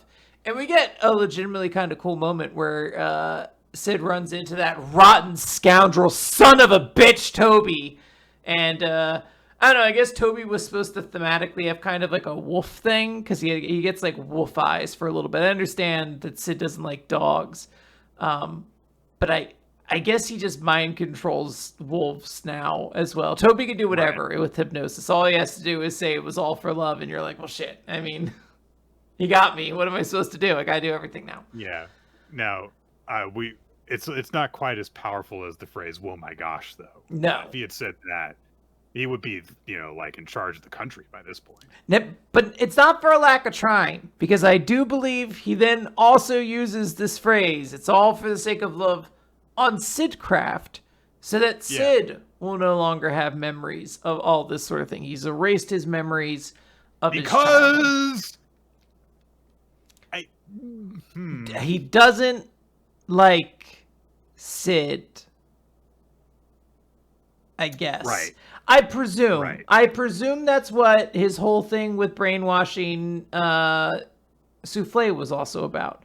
But we don't have time to get into all those motivations. We just get little hints. So assume the interesting thought processes in your fan fiction that you're going to presumably write for the series. Back in the present, because all the story that we needed has been told. We get back to the last thing, and X-Craft is like, what are you talking about? You're Zero Craft, and your hand is utterly soiled. And that's an undeniable fact. And Souffle is like, no, please give me strength. No, you may have set me up to be Zero Craft, but I refuse to believe that I was the perpetrator in all those cases. And she very quickly gets all the information brought to her, and just starts to kind of tear apart at it. The biggest one being she's pinpointed by the criminal in the last chapter, who was like, yeah, plus that girl with the ribbon on her chest told me to do it, And she's like, I wasn't dressing cutesy back then. I was still in my butch girl, detective outfit and all that sort of stuff. So he would have never seen the ribbon. That must have been something you planted in his brain. And actually, you were the culprit of everything, X-Craft. Oh, sure. Yeah. And X-Craft, that fucking devious son of a bitch, starts laughing. And he's like, you know what? You were just supposed to be the symbolic Zero Craft. But it doesn't matter. I'll get what I want anyway, because you killed Sid. That is a fact you can't hide away from. You saw yourself do that. And she's real sad. She's like, damn, I did kill him. That is an undeniable fact. But Sid's like, hey, don't kill me off just yet, Toby. This is very annoying. This is very annoying because we are in fast forward mode. This shot of Souffle's eye, where Sid comes into the reflection of her eye, is crammed into 1/5 of this page, and this should absolutely be like a full page spread reveal or something like that. We don't have time for that, though. We just gotta utilize all the space in order to get this story told quickly. Yes. So Sid is alive. He is asked how he is alive, and he's like, well, I thought you might really be Zero Craft, so I did prepare to put some armor under my clothes with the fake blood packet. But actually, the true hero in all of this was you, Souffle, because even brainwashed, you love life and people so much that you couldn't possibly be a killer. And we see that she never fully stabbed him. She wanted to, but she was too good of a person. She just couldn't. Could have been a cool moment. Yeah, it could be. And because it is very clear now that this is the end game relationship, Sid's like, you know what? I'm sorry. I guess I did kind of lead you here to get to this moment, but I trusted that you would be safe. After all, Souffle, we promised we'd be great detectives, renowned by everyone. X-Craft just goes, bah! This is all for the sake of... He tries to be brainwashed. Yeah, he basically is like, I'll do my brainwashing move again. And Miss Cat's like, no, I've stolen the distinct sound of your voice and I counter your brainwash. Also, all of our friends are here beating up your, like, assassin people. Even fucking Sid Craft's normal ass friend, Mr. Luce, is there. Just like a real ride or die friend. He's just got some dude in a headlock. And they're like, yeah, have more friends like him, okay? So we end the chapter with a showdown between Sid Craft and Toby Fox or Toby Keith or Toby whatever his name is. Anyways, that's the end of the chapter, Nick. It feels symbolic, Quinn, that in this climactic confrontation, we have Souffle chained up in front of Sid, held hostage as the girl to be saved while wearing a wedding dress, no less. Lulu is, still in the church. She's, poking her head through the window, playing a major support role. And Elio is out with the fucking crowd, just like over there, not anywhere near this. It's so talk about distant third. It's so mean to make fun of her that way, but it's like, damn, she really did get to do anything queer. We're putting her in the same stage as the fourth love interest who had like 2 chapters focusing on her. I was like, she got something which is better than Misery Madcap, but Misery will show up, I'm sure, eventually. Yeah. But yeah. Oh well. I'm fully at the final stage of grief for this series. I was kind of fond of it, but like not enough to really be that about this stage. Let's talk about Kiyoshi. Chapter 46. Things only a cross paladin can see. Tsurugi is facing off against the first demon lord, says, I refuse to be broken because I'm a cross paladin. He gets mocked, gets attacked. More blood coming out, more stabbies happening, and he is mocked with, let me put you out of your misery, the show is over. And Tsurugi flashes back to when he was a rookie exorcist and was kind of just shaking off all the offers of people, to hang out, to help him with things. And he's like, no, I don't need friends. If people want to quit, then I don't care. And so other people are like, what is this guy? He's Utsugi's little brother, and he just feels like he can act this way. He's just riding his brother's coattails. Come on. And Tsurugi just thinks, I don't give a shit what people think about me in terms of my relation to my brother. All I care about is exorcising demons. But Utsugi says, well, I heard that you split up with another partner, so how about you start joining up with me and going on patrols with me instead? And Tsurugi wasn't very enthusiastic about this, but he's like, whatever, you're a cross paladin, I'll follow your orders. Sure. Mm-hmm. So, not only was he there with oh, sorry, I got confused about who was saying this. Of course, it was Sakaki who told him to come along with this plan. But Utsugi was also there. And we don't get a great look at his brother. He's hidden in the shadows quite a bit whenever we do see him. But what matters is that Tsurugi observed, these guys are just, on a completely different level. I can't, keep up with them. The Exorcist world's deadly twin swords that even demons have learned to fear. But even so, he's like, I gotta become a cross paladin. I gotta keep up with them. But the longer that he worked with Sakaki, the more he realized, these guys are just on a completely different level from me. They're born with different abilities. They exceed my own abilities far, far too much.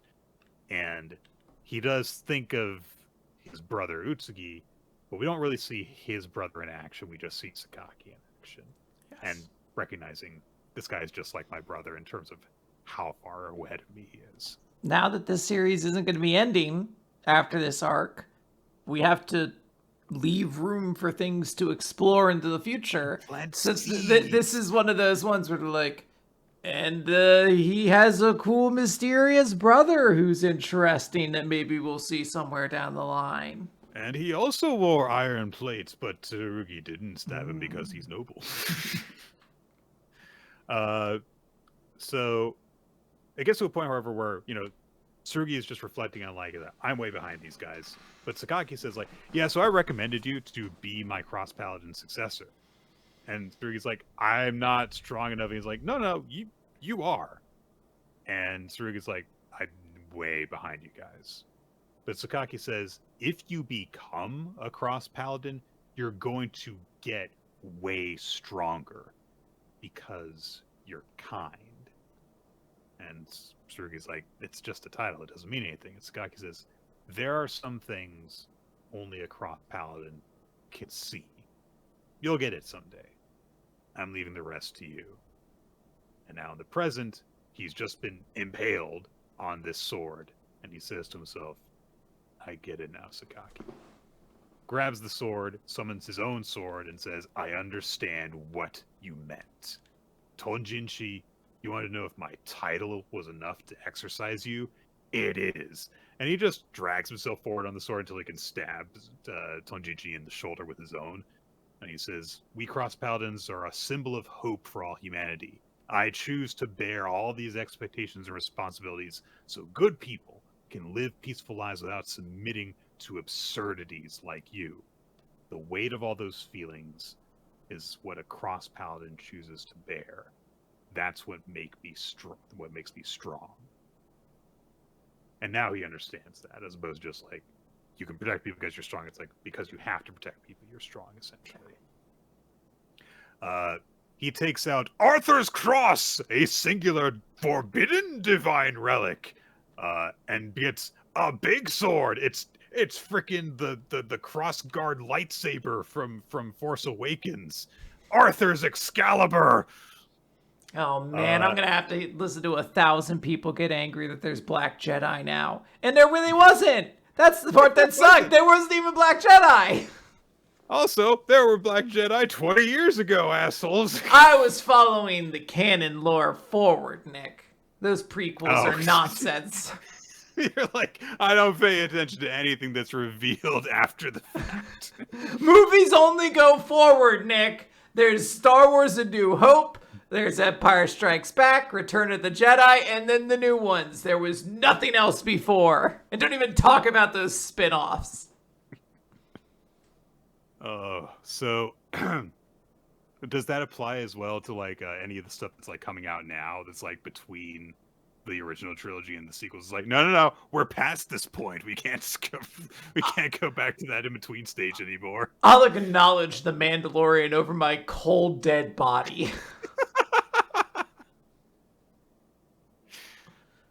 Or wherever the fuck Bad Batch is supposed to take place. Tonjinshi also gets his sword out. It's glowing with black flames and everything, and he's really excited as well. And so they go at each other. Leaves blow in the air. They do the single sword stroke duel. There's a huge burst of power that chops the Torii gates around their battlefield to bits, like in a way that doesn't really make sense, but it's cool. Like the energy from their sword strikes caused more sword slashes somehow. Yeah. And then Tonjinshi explodes into blood and he collapses while Tsurugi does his follow-through cool pose. And he reflects, wondering if he's gotten a little bit closer to Sakaki as he falls to his knees, and narration proclaims Tsurugi the winner of his battle. It's an interesting thing that the demons were given specific numerical ranks, and we are watching the first demon get defeated before the second demon is defeated. True. Not that there's an issue with that. I understand that Sakaki is the more significant character and thus the one who should get the spotlight. It's just one of those things that One Piece coded my brain to be like, You know, if you pay attention to the Dorogyu scales or whatever the fuck ranking system they use for the CP9, it does match up pretty perfectly where Oda has placed the Straw Hats in terms of strength. So that's all I'm saying. Yeah. No, I feel like that got broken for me forever with Bleach and the Espada and how Kubo just bounced the fuck around with which of them were getting beaten. So... At some point, it's just like, hey, who's the strongest right now? It actually might be Grammy if you think about it. This was before Grammy. Man, I waited way too long to have the 10th Espada be beaten. Fuck it, he's the 0 Espada now. As for this chapter of Ultimate Exorcist Kiyoshi, I thought it was fine. I thought it was it's good exploration and like addition into Tsurugi's character. But that said, I kind of liked him better when I got to know him a little less. I do think this is good motivation, but I always kind of looked at this as like the cool rival to the side who we'd slowly get information about. And this very much felt like actually he's a warm little puppy dog when you know him. And he actually just cares a lot about people. I'm like, oh, that's good. He's not as cool to me now, but that is good. Yeah.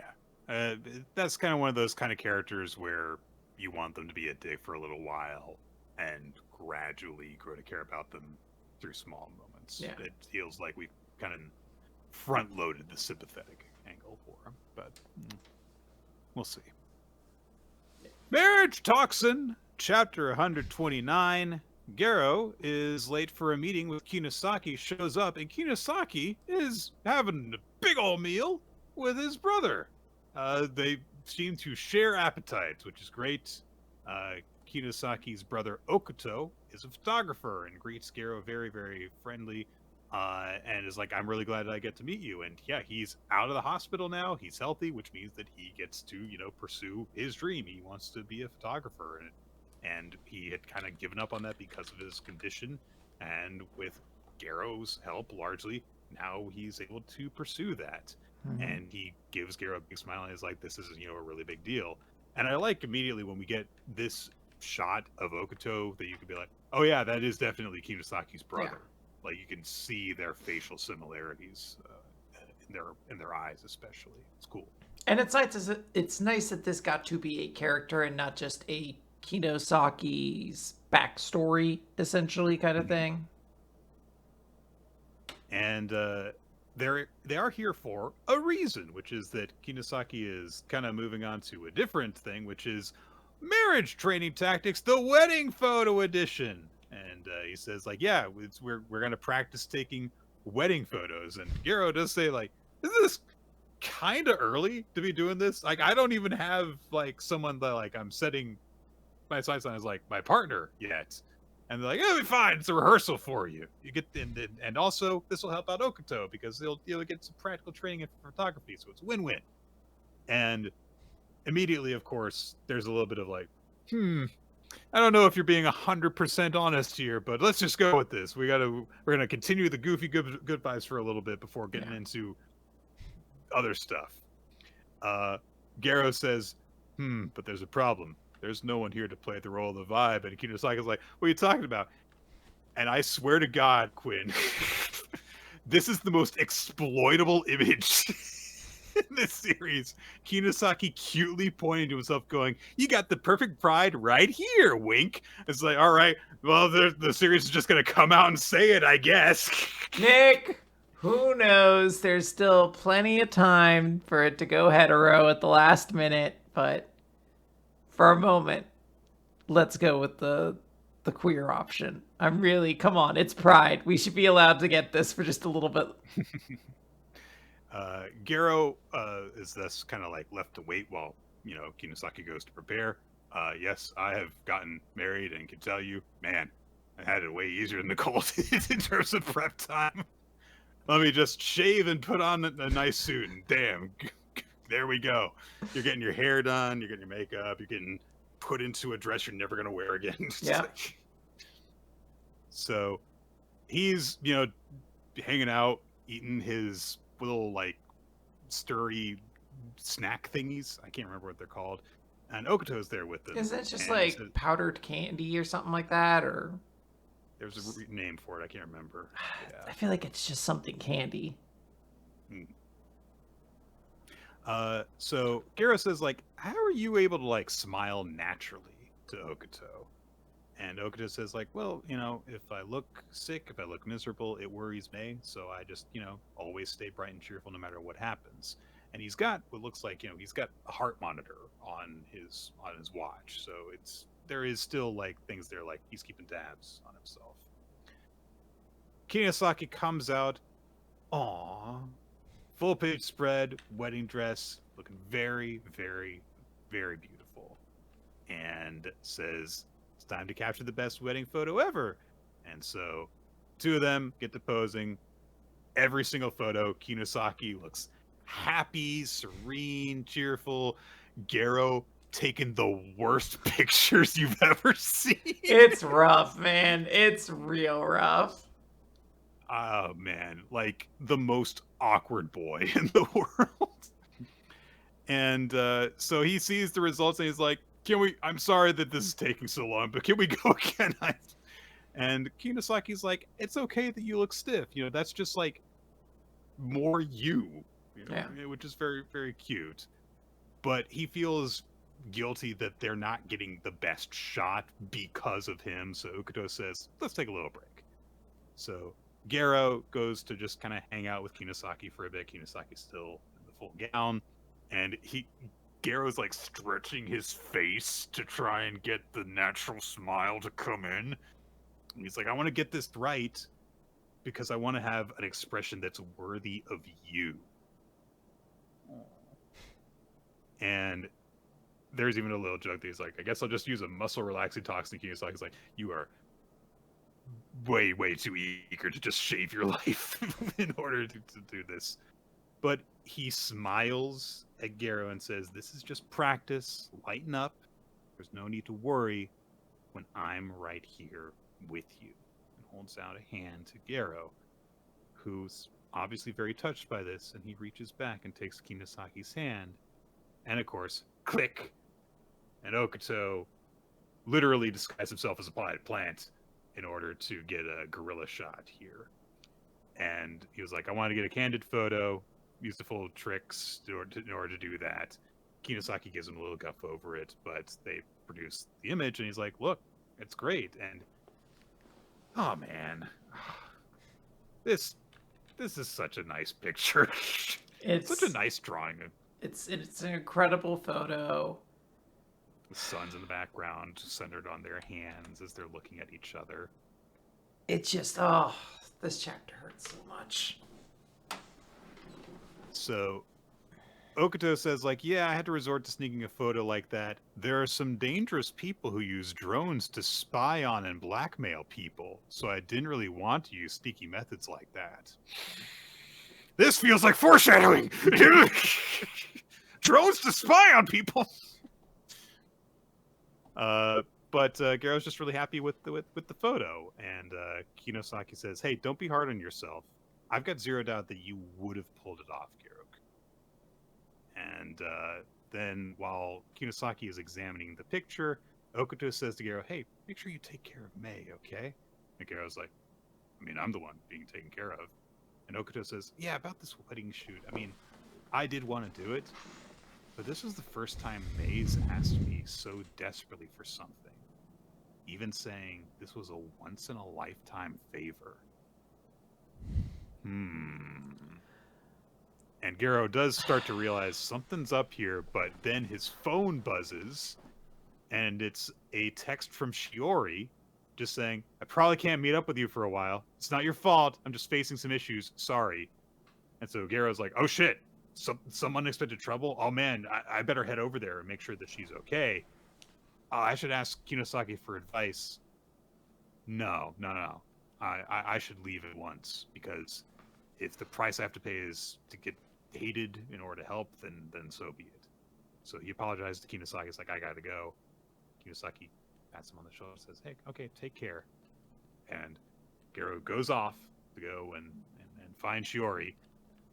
And Kinosaki, as he's departing, thinks, I know you'll do just fine, even when I'm not around anymore. And we flash back to the last chapter where Sensei, while putting Hinasaki in the blindfold, whispered something to him. And then get a close-up of Kinasaki's chest, in particular, that big scar right in the middle of their chest. He's so fucking happy looking at that photo. Yeah. And you're like, and he's happy because he gets to see something he probably once realized that he doesn't think he's going to live to see authentically in any way. Just, my heart's breaking in this chapter. We haven't even really gotten to the sad stuff yet, but you could just tell that eventually we're going to get something. We're going to find out what thing is going to be happening to Kinosaki, and it's going to be like, no, I don't want there to be a sickness thing. Fix it, Giru. Just stab him with the right poisons. That usually works. Man, how awful would it be if the thing was that like Kinosaki just actually dies and like we're just kind of like left with that? I don't know. It's something that like I don't think that's going to happen. I don't think the Marriagetoxin is that kind of series that would do that. It seems like much too like optimistic and happy a love sort of series, but just the very danger of it happening does make you go like, oh my god, like, you know, there is something that's going to happen here that's going to have an impact on everybody because of the nature of like what you do and don't get to do because of the limited nature of the lives that we're given to live, which is, you know, of course, compounded by the fact that Kira's a freaking assassin and everyone's killing each other all the time.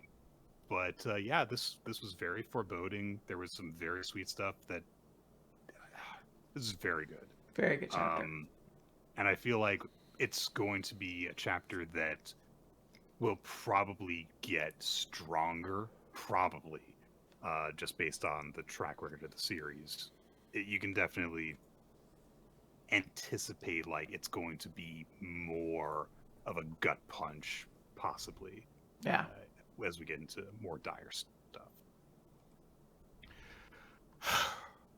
Speaking of great love series, Quinn, it's New Exorcist. It's chapter 100 of New Exorcist. We have covered almost 100 chapters of New Exorcist on this podcast. God. Snow and fireworks. Hey, Ishu's mom figure person showed up, saw Gakuro hanging around with 6 women in different degrees of love with him, and it was like, what are you doing? I thought you were going with Ishu to the summer festival. Explain yourself. And Gakuro does, like, you know, get a grimace, but Sujita steps forward and says, like, hey, let me handle this. And Koga's like, yeah, we're better with people. We'll protect you. And then she says, why would you neglect Ishu who is carrying your child and disport yourself with other women? And they're immediately like, all right, no, we're not going to help you. If you got that girl knocked up, we're not going to help you. And so Gakuro is just like, I'm sorry, the marriage, the baby, both were lies. And I used Miss Aramine to get on your good side. And everyone's like, what the fuck have you been up to, Gakuro? It's like, man, you guys really should have had a debriefing together to go over this really fast mission that Gakuro went on under wild circumstances. But the explanation is dismissed. She says, you said you were going to marry Ishu and take responsibility. You will devote yourself to her. That's it. Ishu comes in and says, like, no, I was lying. I'm sorry. I just didn't want to be separated from Gakuro. Don't hurt him. And so she's like, oh, I've made you sad because I was so weak. I will make sure you are happy now by killing all of Gakuro Yajima's other women. I mean, that seemed like actually fairly logical approach. Yeah, I was like, makes sense. Honestly. You can't be unfaithful if I've killed every other woman. Yeah. Hold on, what if you're bi? Every other man too. Yeah, everyone dies. Everyone dies. It starts to snow. It is summer. as her hollow weapon is relieved. Ashen peak of strife! And she calls all the women and says, line up, you hussies. That's the line that got me. Line up, you hussies. At some point, everyone put on their soul armor. Everyone realized this was. Everyone realized this was for real shit. This is when the Shaq meme's like, nope, I wake. I can't sleep anymore. Suo and Gakuro and Shitotsu are all in soul armor. We didn't see them transform. They're just in their forms. And Gakuro says, no! You guys don't get to do anything as characters except have weird relationships with me. I'll handle this. I'll take responsibility and I'll protect you. She's got a scythe thing, so she swings the scythe and it knocks Gakuro in the air, and then it's like, all right, and now I'll kill your women who are standing there. This was so fucking funny to me, because she just like fucking like Smash Brothers baseball bats him out of the ring, and he's like, that's okay. She just knocked me out of the fight. I'm like, she said she's gonna kill all of your friends. Like, it's okay that I'm not there. I feel like you being knocked out of the fight is a very bad thing. But of course, I forgot Gakuro just has power-ups to kind of solve whatever problem he's run into at any one point in time. Suo, whose power is moving fast, stands still in front of the scythe until Gakuro saves everyone with his bullshit slashy remote thing. But she's got ice powers and just regenerates everything. So Gakuro makes his two spirits kiss like fish and then turn into one spirit because he's got the power of DNA Digivolve, and it turns into a Wolverine Pokemon god. It's like one of the 4th gen Pokemon gods, but it's got sword hands. Do I get 4th gen vibes from this one? I do get Pokemon. I get DLC Pokemon vibes from this, where they're like, hey, here's where we put the weird shit. Like, here's the crazy nonsense that can't fit into a main game, but you paid us extra money, so you can't complain, really, at this point. He refers to this new spirit thing as Yashagiri and says, go! And Yashagiri, I guess, flies up to the big ice energy thing that she had summoned and analyzes it. And then Gakuro says, I know you care for your companions. I'm sure my feelings are stronger, though. Don't you dare lay a hand on my friends. And then he cuts her in half. And then the ice bursts over everything. And snows everywhere. And so she says, how can this be? You can analyze command energy and you transmitted the event. Oh, and then she kisses him. But she's still cut in half, right? She's still in half, so that's the most awkward kiss ever. Oh, you're just like, I don't like this also, at all. She's made of ice, too. But that lets her plant a seed of ice in Gakuro's heart.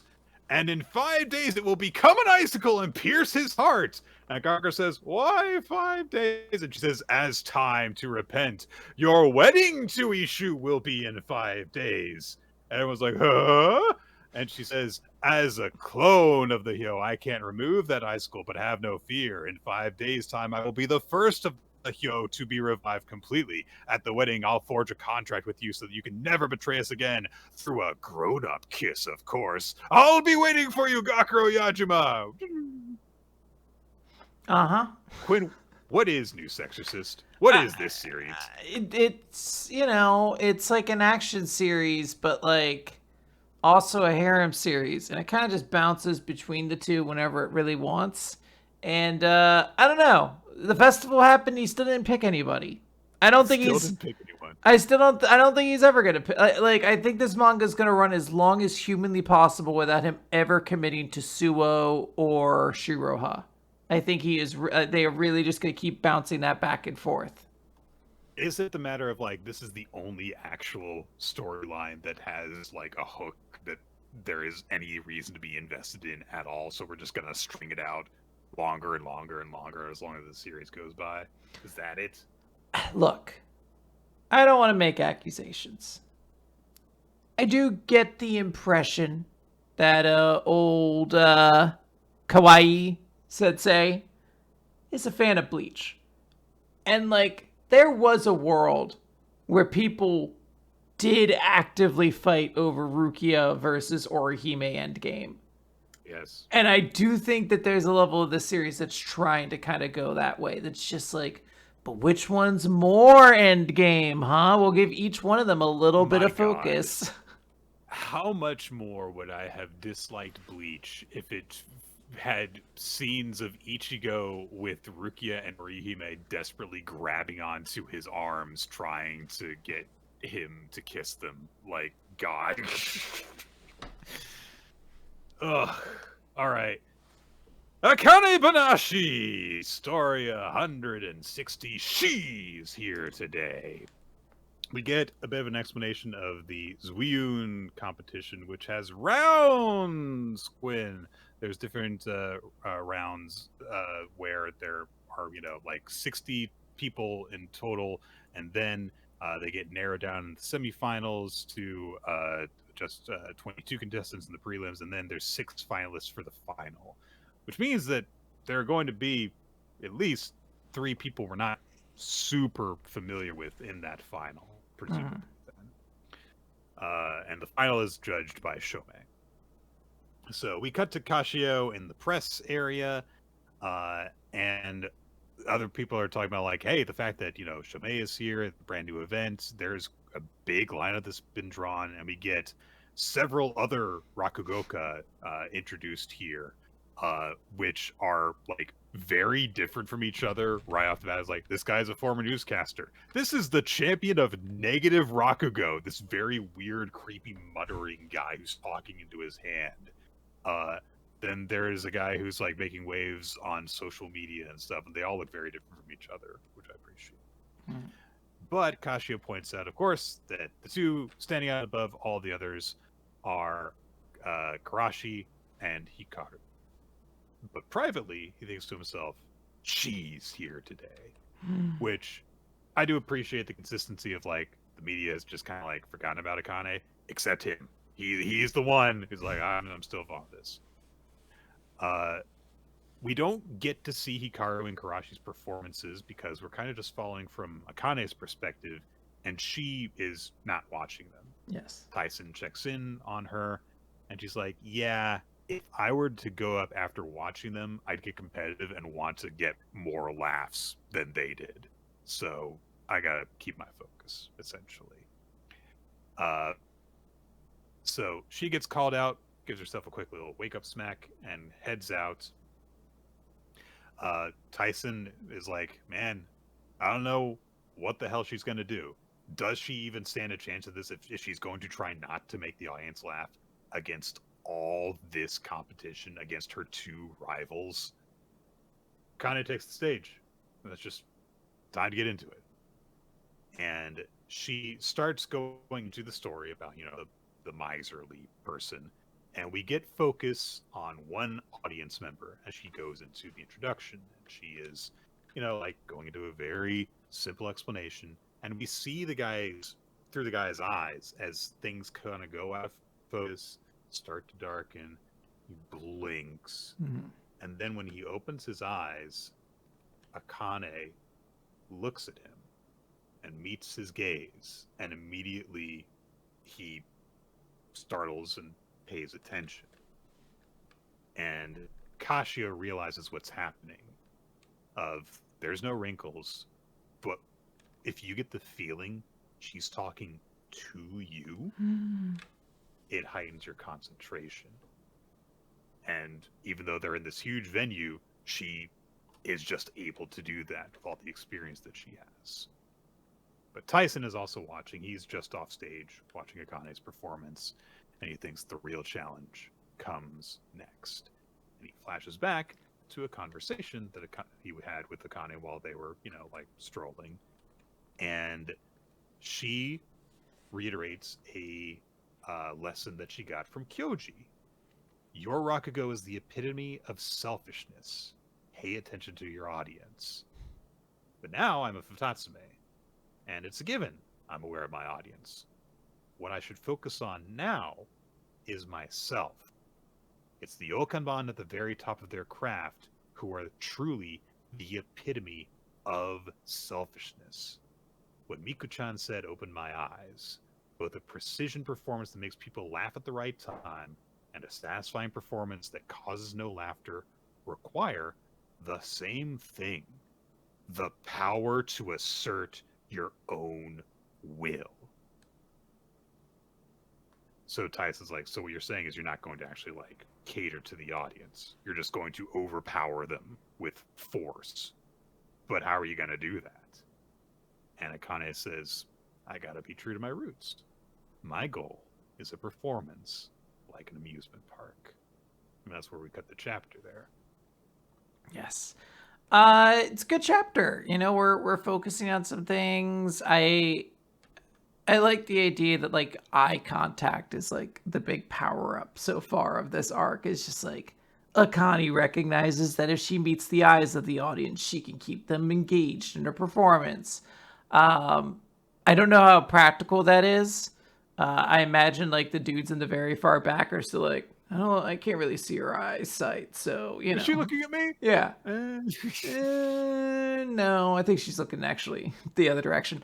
But it's good stuff. You know, I'm looking forward to seeing, you know, how Akane's performance is gonna go, and then seeing like where they place it, because this is still the preliminary, so we might just get a little soupçon of what her style is going to be, and then we'll save her for last, assuming she's going to be kind of like the favorite in this next competition. This is definitely following the structure of a more traditional shonen action series tournament format in terms of the early rounds versus the later rounds, which is, hey, we got several rounds in order to show what these guys can do. So we're going to start off by showing how strong the protagonist is, but not while comparing them to their rival yet. That'll come after we've had the initial hurdle of Akane, like, have to even put on performances at all while meeting these requirements. Yes.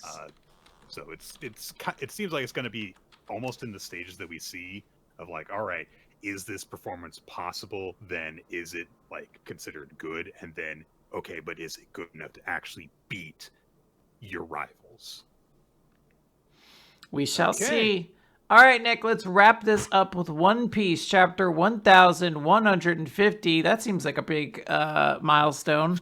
Domai Reversai. So we open, everyone's like, okay, the children, let's get to them. One of the kids is like noting that Mr. Ya fell off the side of the mountain. So they're like, oh, wait, what happened? But there's no time for any of that, as they were all knocked out by seemingly a big wave of Conqueror's hockey, or something that serves the same benefit. It just seems to be knocking people out. I only say seems to be serving the same purpose because this is Imu, Nick, who has taken over the body of Gunko, and I don't quite know if he can use hockey or not. He might have his own whole thing going on because he's doing some weird, quirky stuff right now.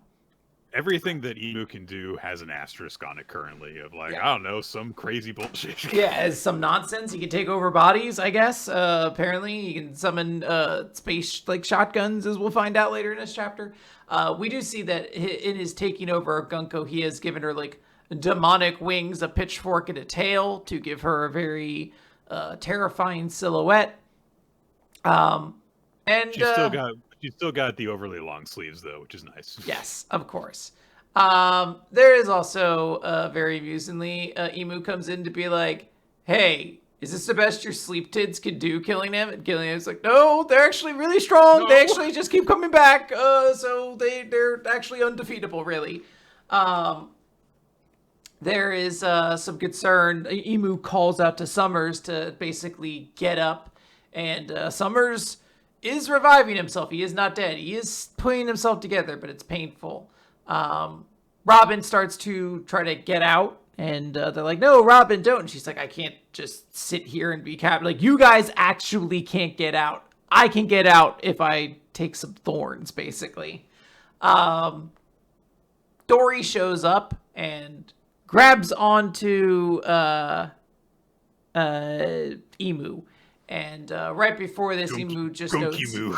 yeah, gunk moo, whatever. But before this, Emu notes like, this is really difficult to do when we don't have a leader to parlay with. Hey, you, Dory, why don't you go kill the Jarl? And Dory's like, I think I'm gonna like rip your head off. And Emu's like, nah, dog. I think you're gonna go to fucking meet Beard Hill Yarul and cut his head off because I'm turning you into a demon. He uses Domai. Well, first he pulls out the shotgun I mentioned, just summons a shotgun that blows off Dory's arm, like his hand, just shoots it off. On the list, yeah. Wild. Then uses Domai Reversi. Dory sinks into the ground. The ground beneath him flips, so now his little leggies are kicking out, and he pulls himself out of the ground, and he is now some kind of devilish creature, completely mind controlled. I love the visual and the physics of it in terms of sinking halfway and then flipping over. That's a very cool visual to have it take when you're literally turning someone to the other side. You're reversing their nature or whatever. Yeah, it's good stuff. This continues to work. He also uses it on Bragi and is basically turning a bunch of the giants into servants of them, and that's where we end the chapter with a big 2-page spread as Emu kind of notes like, not bad. So this is the power of Elbath. It will not be destroyed, but preserved and ruled over. And perhaps it's time to stay and watch to see how useful they will be in the war. There is like a reverse eye or an Othello thing that takes place because some of the other giants that get caught between Dory and Bragi also flip over as if they were pieces on a game board that reverse them. So yeah, it's neat. Yes, and the end of the chapter is with somebody telling Ja Rule, you got to get out of here, and Ja Rule says, never tell a warrior to run from battle. Yep. Cool technique. That's the chapter that basically though is just all in demonstrating that, but it's a very big game changer and it's very effective. So good stuff. Yeah. We're in some tense moments. I keep waiting for the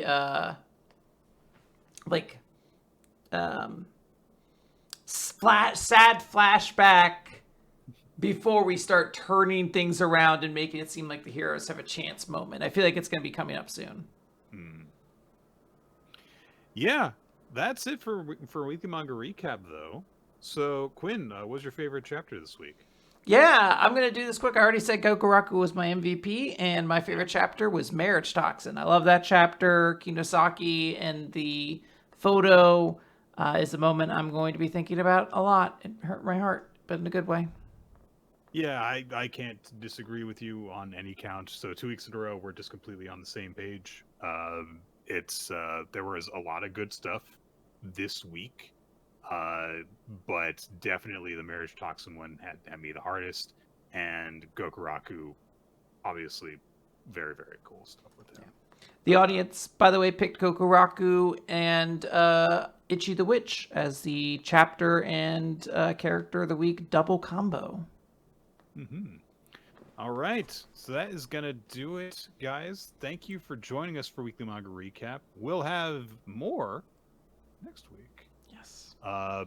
There are more episodes of Weekly Manga Recap on weeklymangarecap.podbean.com if you want the audio version. It's also posted on iTunes and Spotify and other podcast feed kind of places.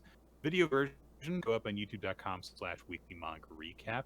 If you want more, we've got a Patreon, patreon.com/weeklymangarecap if you want to financially contribute to the show and get bonus episodes as well. We also have a Discord server, which is linked wherever the podcast goes up. Join up with our community, talk about the chapters as they come out, use that to find the Google Doc maintained by Ninja X3i, and add your suggestions for future manga for us to read, or ask questions for an eventual Q&A episode, all sorts of other stuff that we would not be able to keep track of otherwise. The video version of the show has an opening sequence by Milo Jack Stillitz and Wensleydale Cheddar, and also occasionally has title cards done by Steve Mann, whose work you can check out by just searching for Steve Mann Art.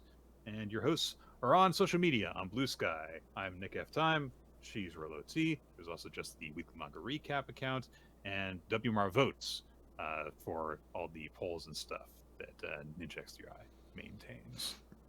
And that is gonna do it. So I guess we just got to figure out what series we're gonna read next, don't we?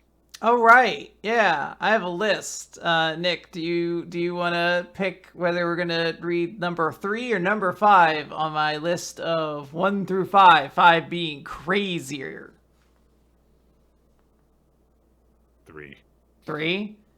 All right. So I mentioned build this up. I mentioned Toonami earlier, Nick. You did? Sort of a 90s era of anime. Sure. Early 2000s. A lot of big names from back then. You know, Cowboy Bebop, you know, Trigun. Very famous series. And I think we all have a little bit of familiarity with a couple of those, right? Sure. Now, what's one that was maybe a little complicated, maybe a little over the top, maybe a bit too much at the time? I know I didn't have any experience with this. Maybe you had more than I did, but, you know, it's just one of those series that I was like, I mean, I hear this is good. I see the memes, but this looks more cerebral than I'm used to. More symbolism, more Christianity than I was expecting. Wait. Nick, there's a God. Go ahead. do you want me to say it? Yeah. I think it's time for you to get back in the robot, Shinji. We're gonna read Neon Genesis Evangelion for the podcast. I've never seen the show. Neither have I. This will be both of our first explorations into this universe. It wasn't on Toonami, was it? It was on something. Bye.